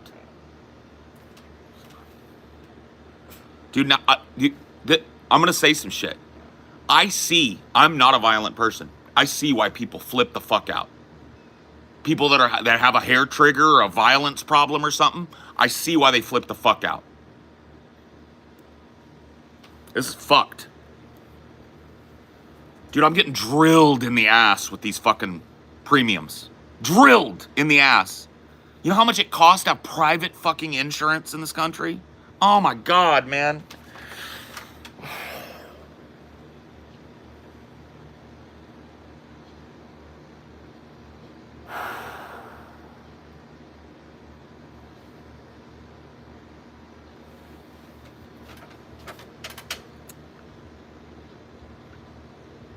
fucking garbage. It is. It is. It's fucking garbage. I'll look into the continuation of I don't know. We'll have to exception, fucking... whatever. Yeah, I'll pay the fucking shit. Assuming we don't get pipe fucked again Yeah. and we move, we'll just deal with it then. Yeah. And we'll get our refills taken care of, and that's that. Yeah. Otherwise...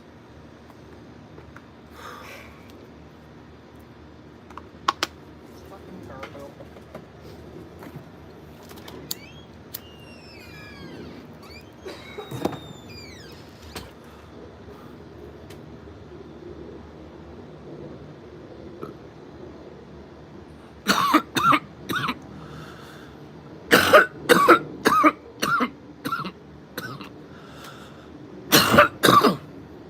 Sorry.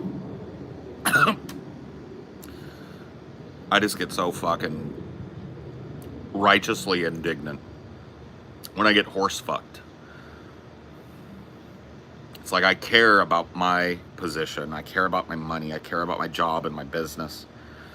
And every dollar that I spend out of that is a dollar that I fucking worked really hard for and that I deserve. And when that money just gets raided by the government, by the fucking state government, by the local government, and then fucking, in order to not be sick, I've got to get raided again. I do everything I'm supposed to do. I let them raid my fucking paycheck day in and day out. And the end result is they horse fuck me at every turn. How much of the shit will the electorate take? I don't know. But trust me, I'm not the only one that's simmering and seething. And I got no right to bitch, because I'm not on the low end of the spectrum. I make a good living. So there's a lot of you in here that ought to be calling me out for my privilege on that. I make a decent living. But the chunk they take out of my ass is nightmarish. And the return I get from it is diminishing to zero very quickly. And I'm starting to get fed up with the intransigence. Starting to get fed up with the open fraud.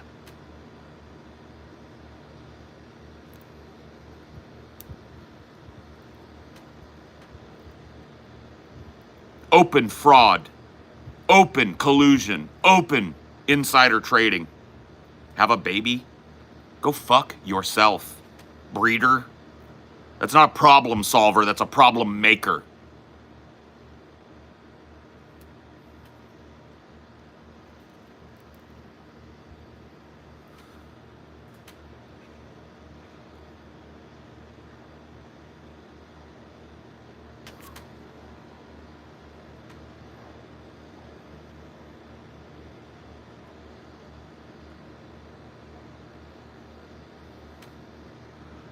Three out of 12 months, your salary pays for that madness. Man, that's savage.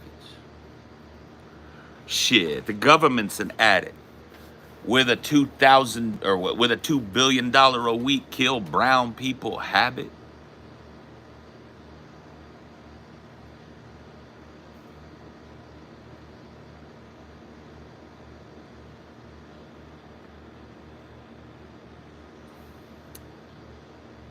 You good? No. No, I'm pissed off and my day is ruined.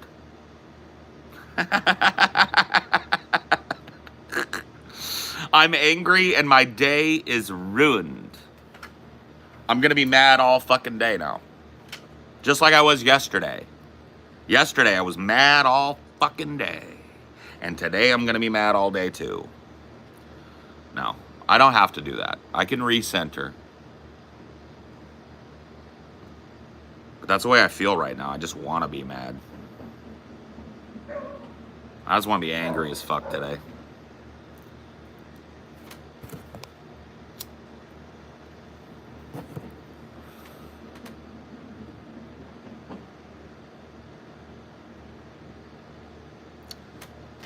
I'm just going to be mad today. Ooh-wee, I want to be mad.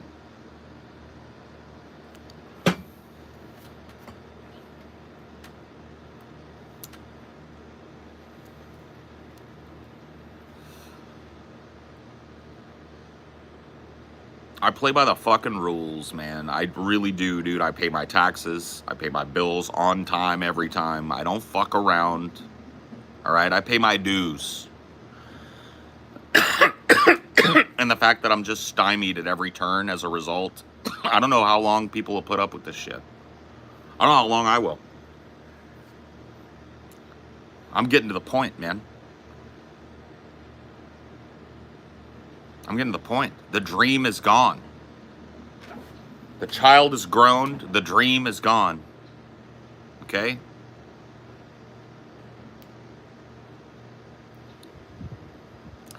Bought some Cali weed for my plug, 100 times better than Maryland weed. I know. People don't know until they know. It's so sad. People going like, dude, we got the dank out here. And I'm like, where? Florida? And I'm like, what, man? It's way better than Cali weed. It's like, oh, yeah? Tell me more.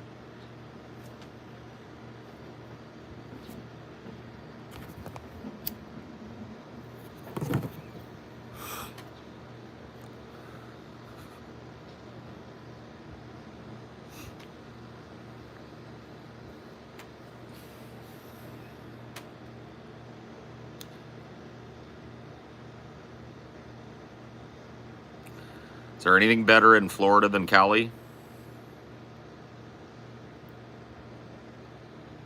No.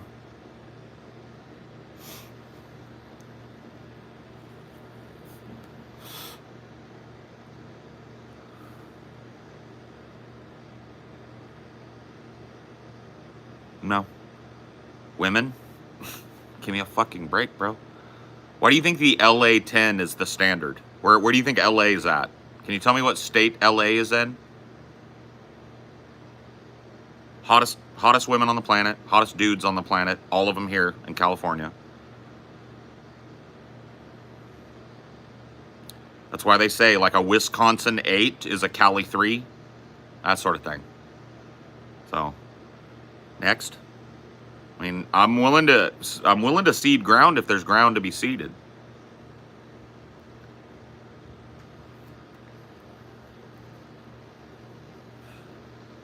Yeah, you know what? I'll give you that. I'm not a booger sugar enjoyer, so I wouldn't know.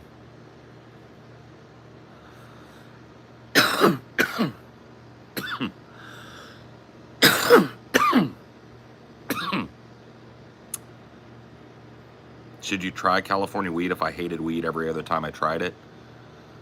I mean, that would be a long conversation between the two of us. I mean, we can go through it. I'm going to have to ask you some questions. You just give me direct answers. Why did you hate weed? Direct, one sentence. Why did you hate weed the last times you've tried it?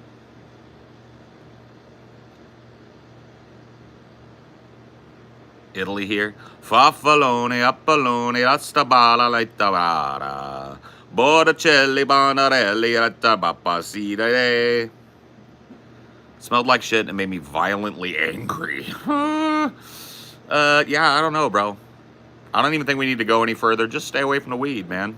Weed usually doesn't make people angry, man. So I wouldn't want to fuck with that, man. Violent and angry? Yeah. That's very atypical, man. You might have smoked K2 or like Spice or something.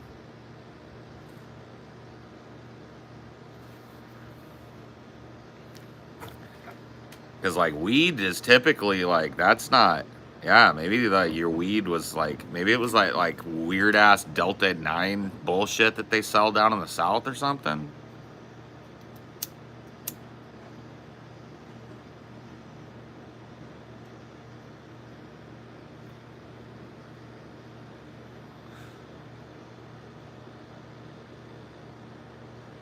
I don't know, man.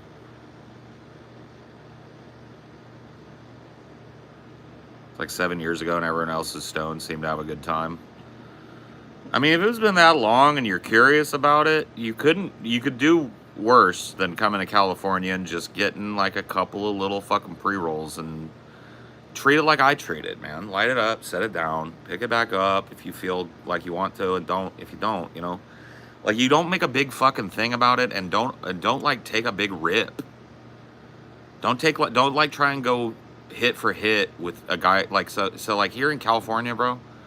I'll just tell you, if you were smoking with me, right, there would be no like peer pressure or anything for you to continue smoking. I would offer. I'd be like, hey, and you could. And if you went like, no, I'm good, I'd be like, chill.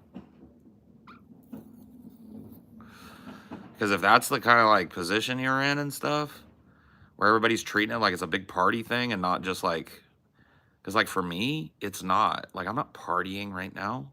I'm just chilling. It's like having a cup of coffee for me. You know, it mellows me down. It chills me out. I don't want to, like, I'm not looking to fucking do backflips and party right now. You know?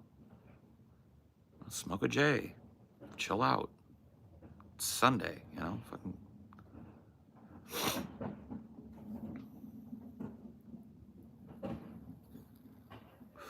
This is not a Black and Mild. This is a fucking joint. This is a Jable. Betty Grable. Paul, would you debate Shoe on Head's new TradCon husband? No. About to spark a blunt of GDP. Granddaddy Perp? That's good. I do like Granddaddy Perp a lot. It's unfortunately a strain that's harder to find now than it used to be, because it's been combined with so many other strains that the original genetics are almost fucking non-existent. Granddaddy Perp. I miss Granddaddy Perp, Bubba Kush, not Platinum Bubba, or, you know, because like that's all adulterated. It's like crossed. It's not the same. Bubba Kush, Granddaddy Perp, and Blue Dream. Blue Dream, thankfully, is still pretty strong. You can find a lot of it. But those are my go-tos, man. And you can't even I haven't seen Bubba Kush in forever. And Granddaddy Perp is like a unicorn when you get it, you know. I've had it recently, but not that much.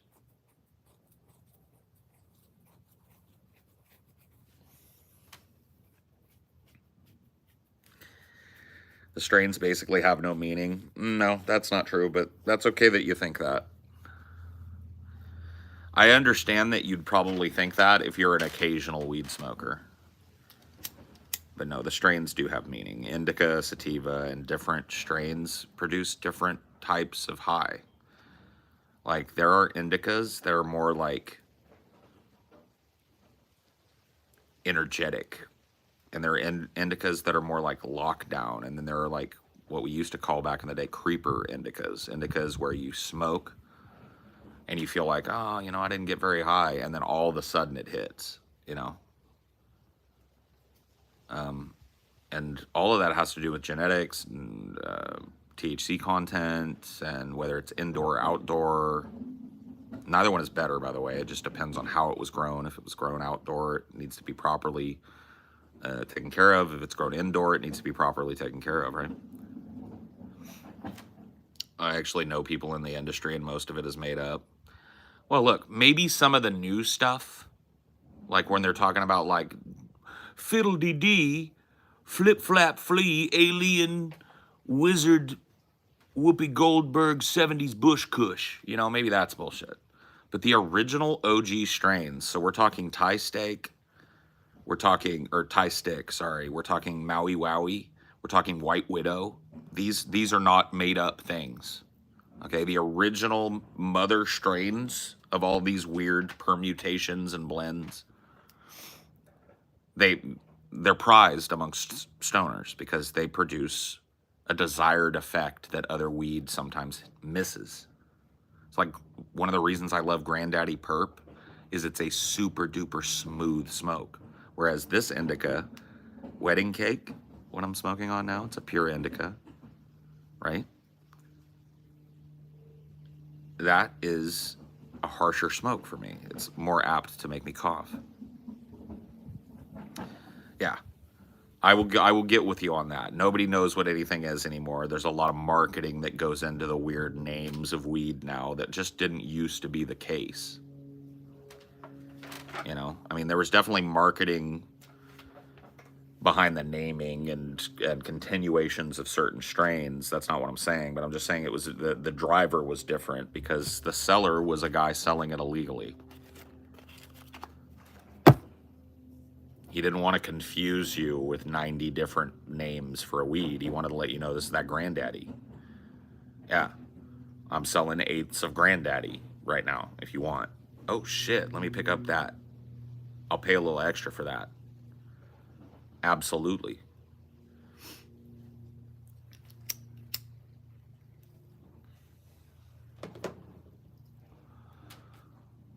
I have a strain. I don't think the genetics have been preserved, but when I was on DP, there was a dude who contacted me. He worked for a cannabis company. He was part of their genetic team, which means like he was doing their breeding and crossbreeding and all of that stuff, right? He had created a kush. He knew I liked kushes. And he told me, I want to name this kush after you, and I'm going to bring you some of it to the meetup. And I was like, all right. You know, obviously my troll alarm went off. I was like, whatever, dude. Call it Salty Paul Kush. And he was like, bet. You know, and I was like, okay. Dude showed up at the meetup, gave me his card, so, you know, cannabis company, blah, blah, blah, blah, blah. Gave me a fat sack of kush. And written on the bag was Salty Paul Kush. He was like, this genetic strain is named Salty Paul Kush.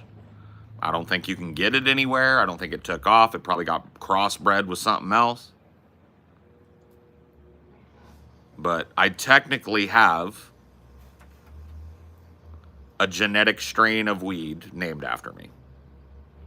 There you go.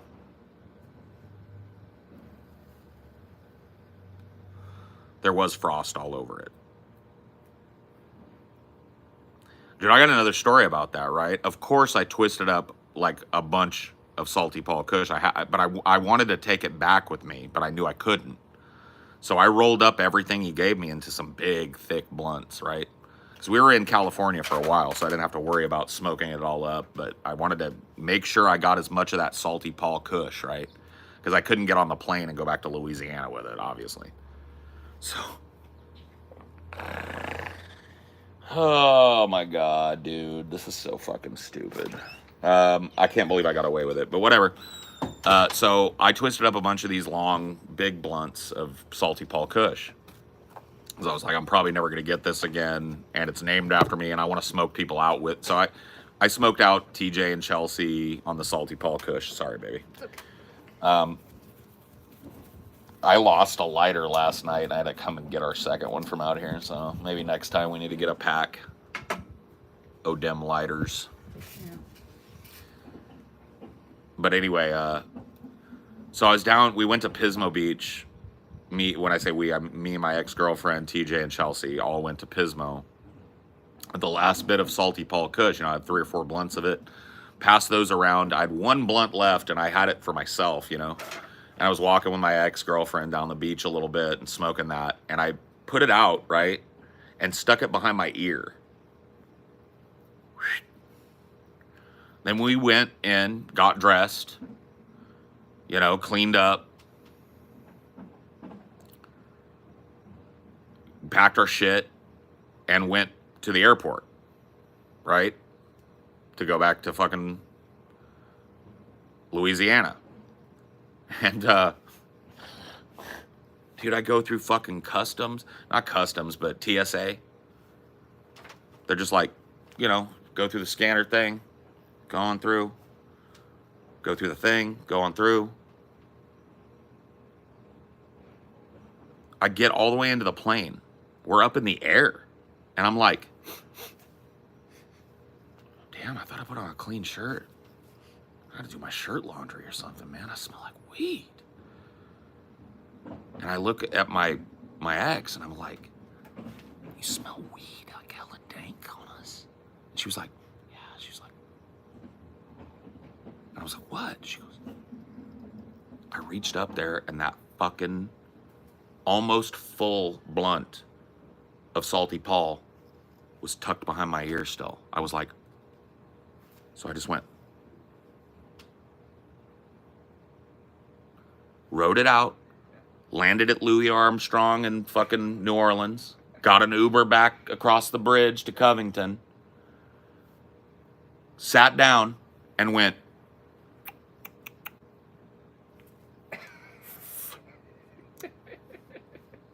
sometimes you win, sometimes you lose. I won that day, you know? What are you going to do? You've had a lot of wins. With weed. Yeah. I've got the luck of the Irish with weed. Yeah. I do. I wouldn't push it much further. Mm-mm.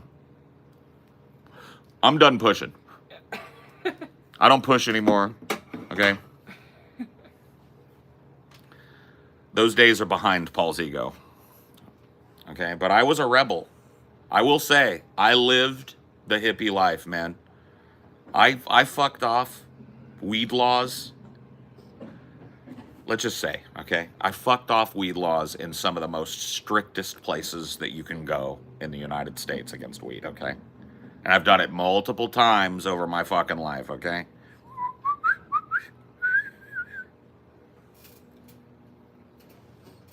The solution is to just never go somewhere where it's not legal again. Yeah. That's part of the solution. Yeah. Yeah, but that's 100% of the solution. Yeah. Because, like, honestly, if I would have gotten caught with it in California, they wouldn't have charged me. They would just take it. They would have been like, thrown it in the trash or put it in a baggie and sent me through. Probably after searching my shit to make sure I wasn't carrying more. But it's not a crime in California to possess weed. You know, so they would take it, you know. But they probably do it all the time. People just came here. They didn't even think about it. They're not trying to smuggle. They just forgot they had a couple J's. Yeah. They gets found, whatever. You're not going to go to jail if you get caught on that end, in the California end of the TSA, trying to go through with a joint. Now, if you've got, like, bricks of weed up your ass or something... Well, it might make it more serious if you got through TSA and then they found it. Well, that's the thing, but the likelihood of that is nil. Yeah, it's like TSA doesn't find it, it's not being found. Right. Because you're not TSA scanned on the plane. Yeah. Once you're through that gate, anything cool. You're fucking cleared to be there. Yeah, unless you do suspicious shit. Unless you're suspicious. Yeah. I didn't even know I had the joint. Yeah. My hair wasn't this long yet, but it was kind of grown out and shaggy. That's why I didn't know it was there, because it was kind of in my hair a little bit.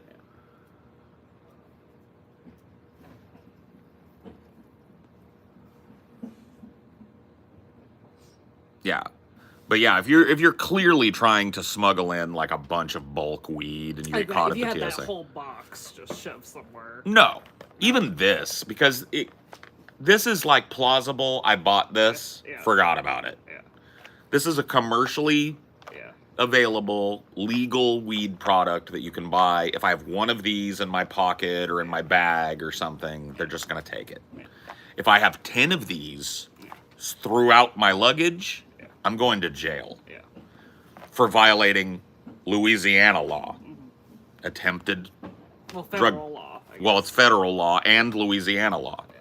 I'm attempting to move federally illegal product across state lines with enough on me that it shows intent to sell. Yeah.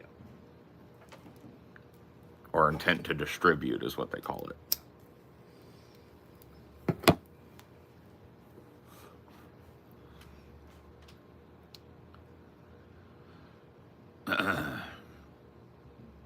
Yeah, land of the free, but you can't travel with this herb that we don't like. I can't believe Biden did such a weak sauce. Oh, now it's in the same category as steroids. Yeah, it's like, it's still hella illegal, but it's less illegal a little bit. Elect me? It's like, no. Take it off the schedule, you idiot. Keep it up. Keep it an age-regulated sin tax thing. Put it in tobacco category. Exactly. Make it illegal to proffer it to minors, just like any other psychoactive substance. Until they're a certain age, whatever you decide. I'm fine with 18, I'm fine with 21. They're not going to pay attention to it anyway. I didn't. I started smoking at 13, and it was federally and state illegal for me to possess and be under the influence of and to smoke and to purchase weed, but I did it hundreds and dozens of hundreds of times.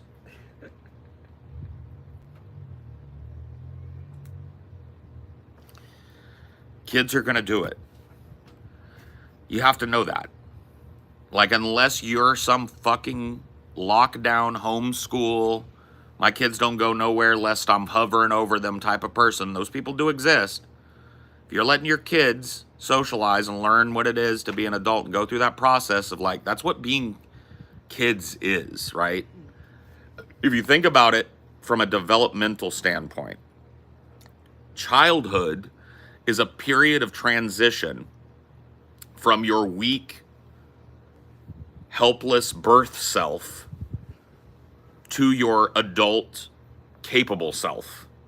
And when you are a child, according to the law, 0 to 18, and I'm fine with that, I think that's about right, it's pretty well known that you have some developing to do, that you don't have all of your faculties, that you can't have the perspective of an adult, and thus there are laws regulating what you can consume and what you can proffer to a child and let them consume.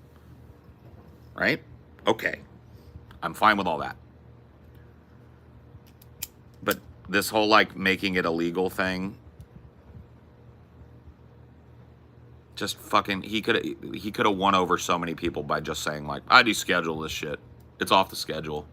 But he's in the pocket of so many fucking law enforcement unions are in his fucking circle, his donors, that him, because if you look into police actions, a profound percentage of police actions are marijuana enforcement actions. And if you remove that, then the cops have to come up with a way to justify their budgetary increase that they get every fucking year. And then every town becomes a speed trap town. Yep. All of a sudden, you can only go 20 miles an hour in your town, and there's a cop on every corner with a radar gun. Although they do still do stings of weed sold outside of weed shops. Yeah. And, you know, whatever. They're going to continue to do that. Yeah. They would also do a sting if you were distilling alcohol without a license and selling it to people. Mm-hmm. You know, there are rules and regulations against doing it outside of the law. I get that. I don't think it's to protect anybody in the case of weed. I think it's literally just so California gets its hands on the tax money. Yeah. Dude, the taxes are absurd. It's like tax evasion to them to buy weed from a plug here. Like, I think, we've gotten, like, sales, like, some fucking 30% off that just covers the taxes. Yeah. Yeah. But I'm fine with that. Yeah. I'm fine with that. Alcohol is heavily taxed. Cigarettes are heavily taxed. These types of taxes, I would be even more fine with it if the money that was gleaned from those taxes went into a fund to fight cancer, alcoholism, to help people that are born with fetal alcohol syndrome, to take care of some of the damage that these drugs that are legalized do in society. Drunk driving education, you know, that sort of thing. That's how Colorado pioneered legal recreational. That's how they sold it to Colorado. Was, we're going to take the taxes that come from this and we're going to put it in a fund that goes to these things. Increased enforcement of drug, paraphernalia laws, and increased enforcement of highway laws, better funding for alcoholism programs and drug addiction treatment programs, blah, blah, blah, blah, blah. And that's what they did. That's how they sold it to people. That's how they pioneered legal weed.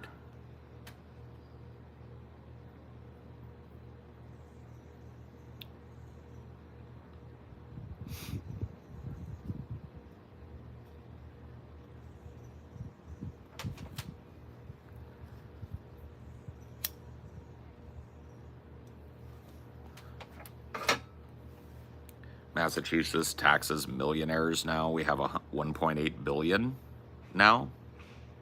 Cool. Based. Those millionaires are going to flee. They'll get their residency in a fucking tax haven state and keep operating their business in your state. But hey, The fact that a lot of them hung around to get a cycle of taxes off, and you scooped 1.8 billion from the oligarchy, that's pretty fire. As you kids say, that's pretty based. Based. Yeah, if we did that, that's the dream. The dream is the federal government closes all the tax loopholes and imposes a wealth tax and an inheritance tax and all of this shit and make it a good, nasty chunk like it was when I was born. The top tax bracket when I was born was something like 70%. You paid 70% of every dollar you made after like $5 million or whatever it was. And dude, it worked. And dude, guess what? Rich people were still blown out fabulously rich. They still owned mansions in the hills and yachts. Mm-hmm. They still flexed their wealth.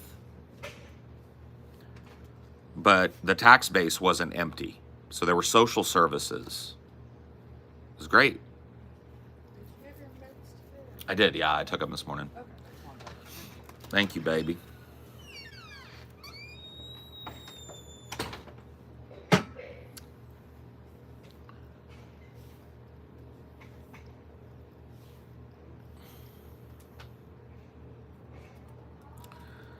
Colorado mandated an excise tax for the first $40 billion collected to be reserved for school construction. Yeah, there was a lot of that.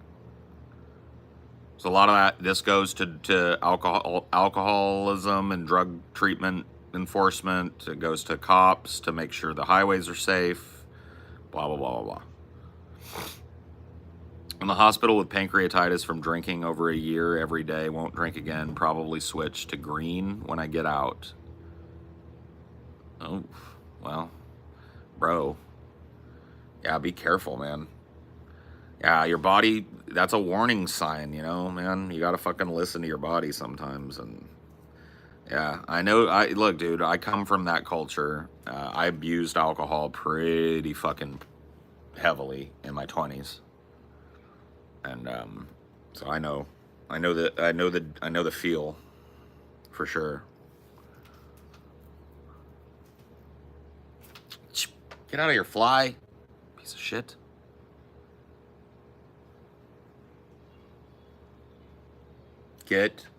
Don't make me grab it. I'm not feeling like killing you today, but I'm gonna need you to go find a dog turd, because I'm not a dog turd. I might smell like one sometimes, but I ain't it. I'm gonna get the racket for you, old bitch ass. Okay, all right. You pushed me to violence. You wanted this. Remember that. You asked me to do this to you. And now I'm going to do it to you. Where you at? Where'd you go? We are sitting somewhere you cannot see us and waiting for you to sit down so that we may pester you again.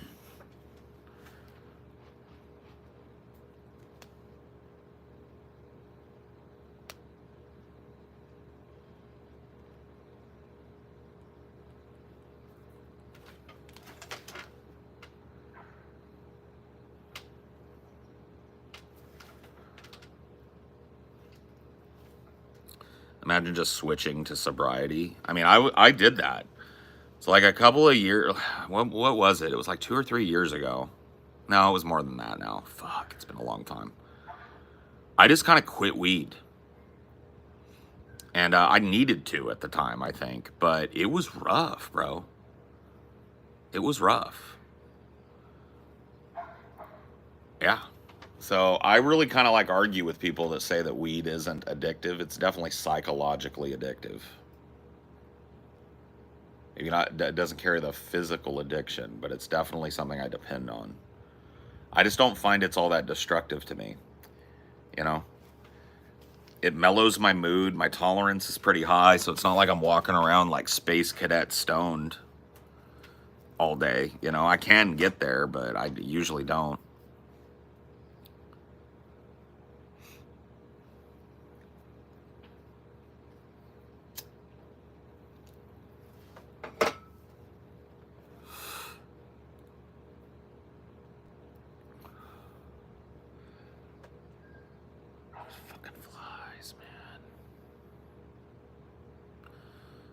revenge upon these flies.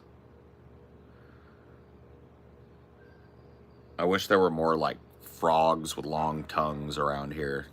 Just like, I need to get one of those frogs and keep it as a pet. And I'll just bring him out here with me and sit him down with me, and he'll just like, dude, that would be dope. I bet I could do that, huh? You guys just see a tongue, like, I'm like, yes. See, the fuckers. Where you at now, bitches? Come on now. I'm Rick James. I'm one of the most beautiful and baddest motherfuckers that ever lived.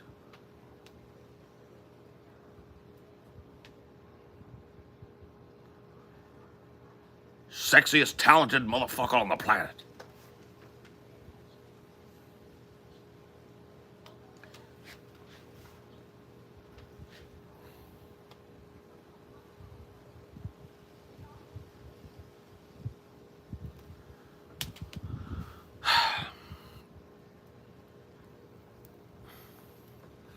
Yeah, I haven't seen Romulus yet, but I'm excited to see it because, you know, a couple of people that who I trust on the Alien franchise have said it's really good. So.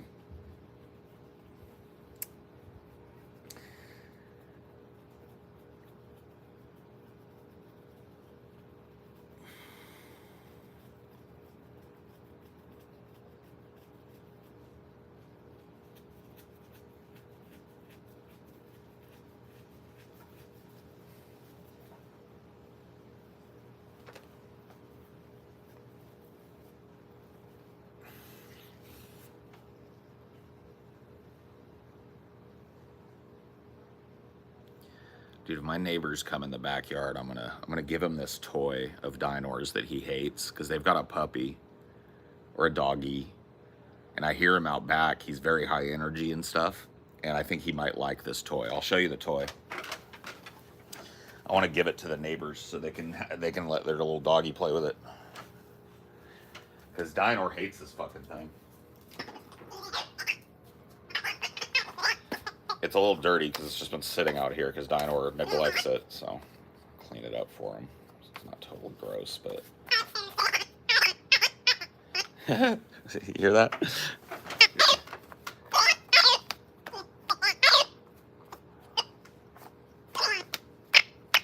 And it like wobbles when it rolls because it's got all these holes in it for all the noise to come out of.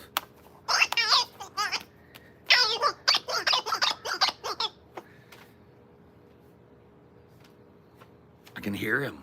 I think he likes it. I hope they come back in their backyard because I just want to give this to them. If they want it, because I think he might actually like this. Dinor he's afraid of it.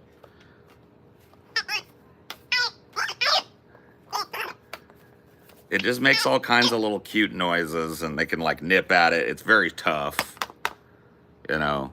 And it wobbles, so it like runs away from them, and you know, it's a good. He might like it, is what I'm saying.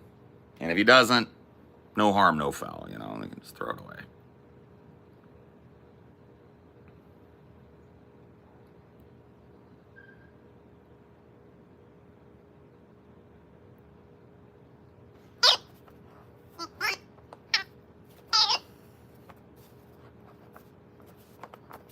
Oh no! Please don't.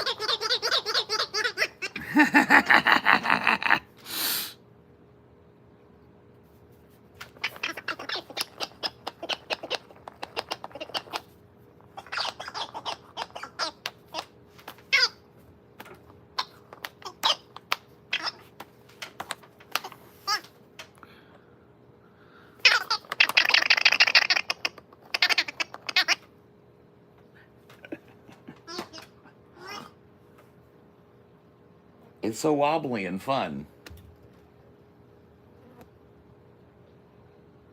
I think I might hear them out front. Hold up. I'm gonna go see if they're out there.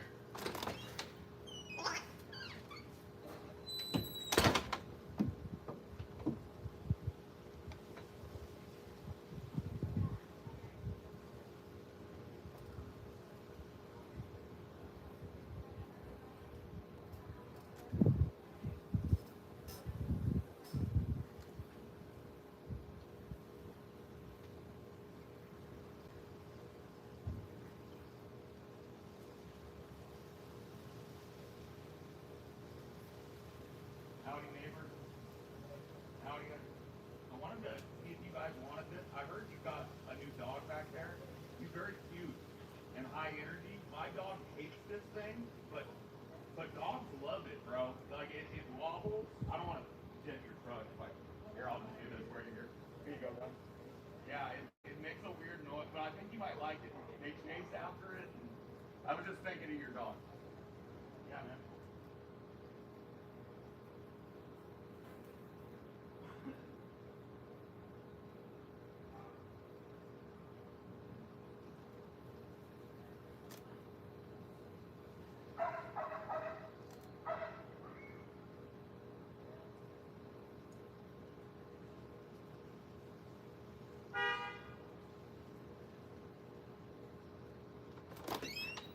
Come out, D.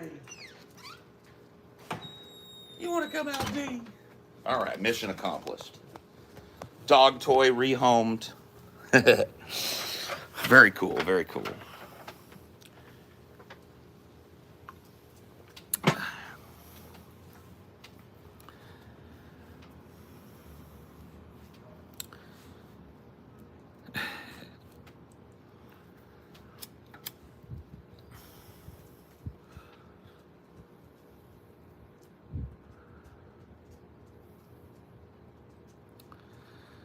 Salesman, Paul. What? I'm not sailing anything. I just saw that toy out here, and Dinor is literally afraid of it. Like, he's such a wuss. But their dog seems like a big, happy, playful dude. And I could see them getting, him liking that little thing, keeping him busy, chasing after it, you know. That's what we got it for Dinor, hoping he would take to it, but he's just afraid of it. He's just such a wuss, man.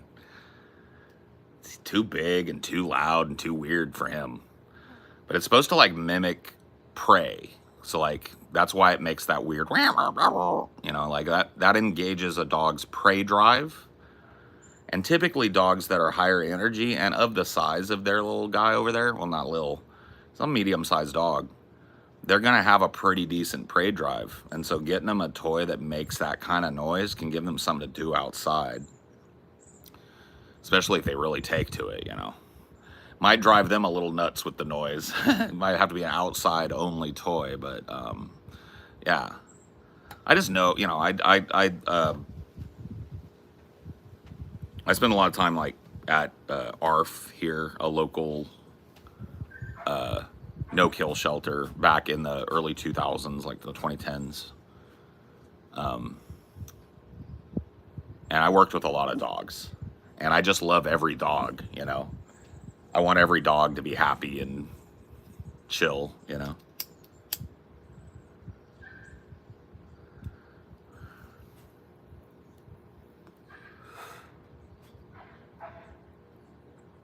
I'm gonna be honest, that toy gave me some weird psychological horror movie vibes. It is a little weird, but yeah, I mean, that's what it's about. You know, it's supposed to be something that they like, it mimics like a squirrel screaming for help or, you know, whatever the fuck. Like a rabbit gets them going. Give them somewhere to put it, you know, like, cause like, you know, when you understand like the psychology of a dog or whatever, and like you understand that like the things that they do, that are bad behaviors, like nervous behaviors, whining and barking, and you know, just kind of like pacing in the backyard and stuff. All of that stuff is like, so there's some instinct in them that isn't getting enough exercise in one way or the other, right? And in some dogs, it's like the prey drive. In some dogs, it's like just the drive to sniff. But either way, you know, a little mental stimulation and all that is good for everybody, even doggies. Jesus, D. Oh, I can't watch that no more. Pinching a giant one. Good Lord, boy. That was a healthy one.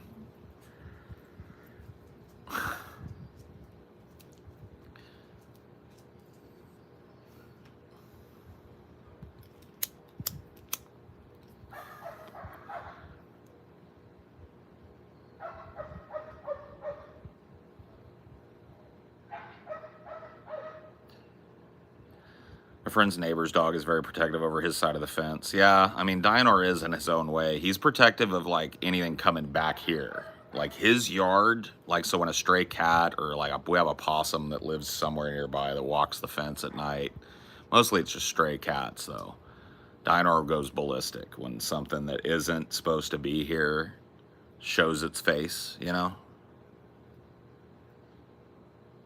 I want to take my horse to the Old Town Road and ride till you can't no more. Wow, thanks. Thanks for that one, Peyton. You genius, you. I remember that meme from 20 years ago, too. I saw the Northern Lights over the ocean last week during the Perseid meteor. I don't know how to say that. Perseid meteor shower. That's cool. I've never gotten to see the Northern Lights, so that's on my bucket. It's on my bucket list. You know what else is on my bucket list? Not dying of fucking heat stroke. So I'm going inside. I'll see you later. Bye, bye, bye, bye.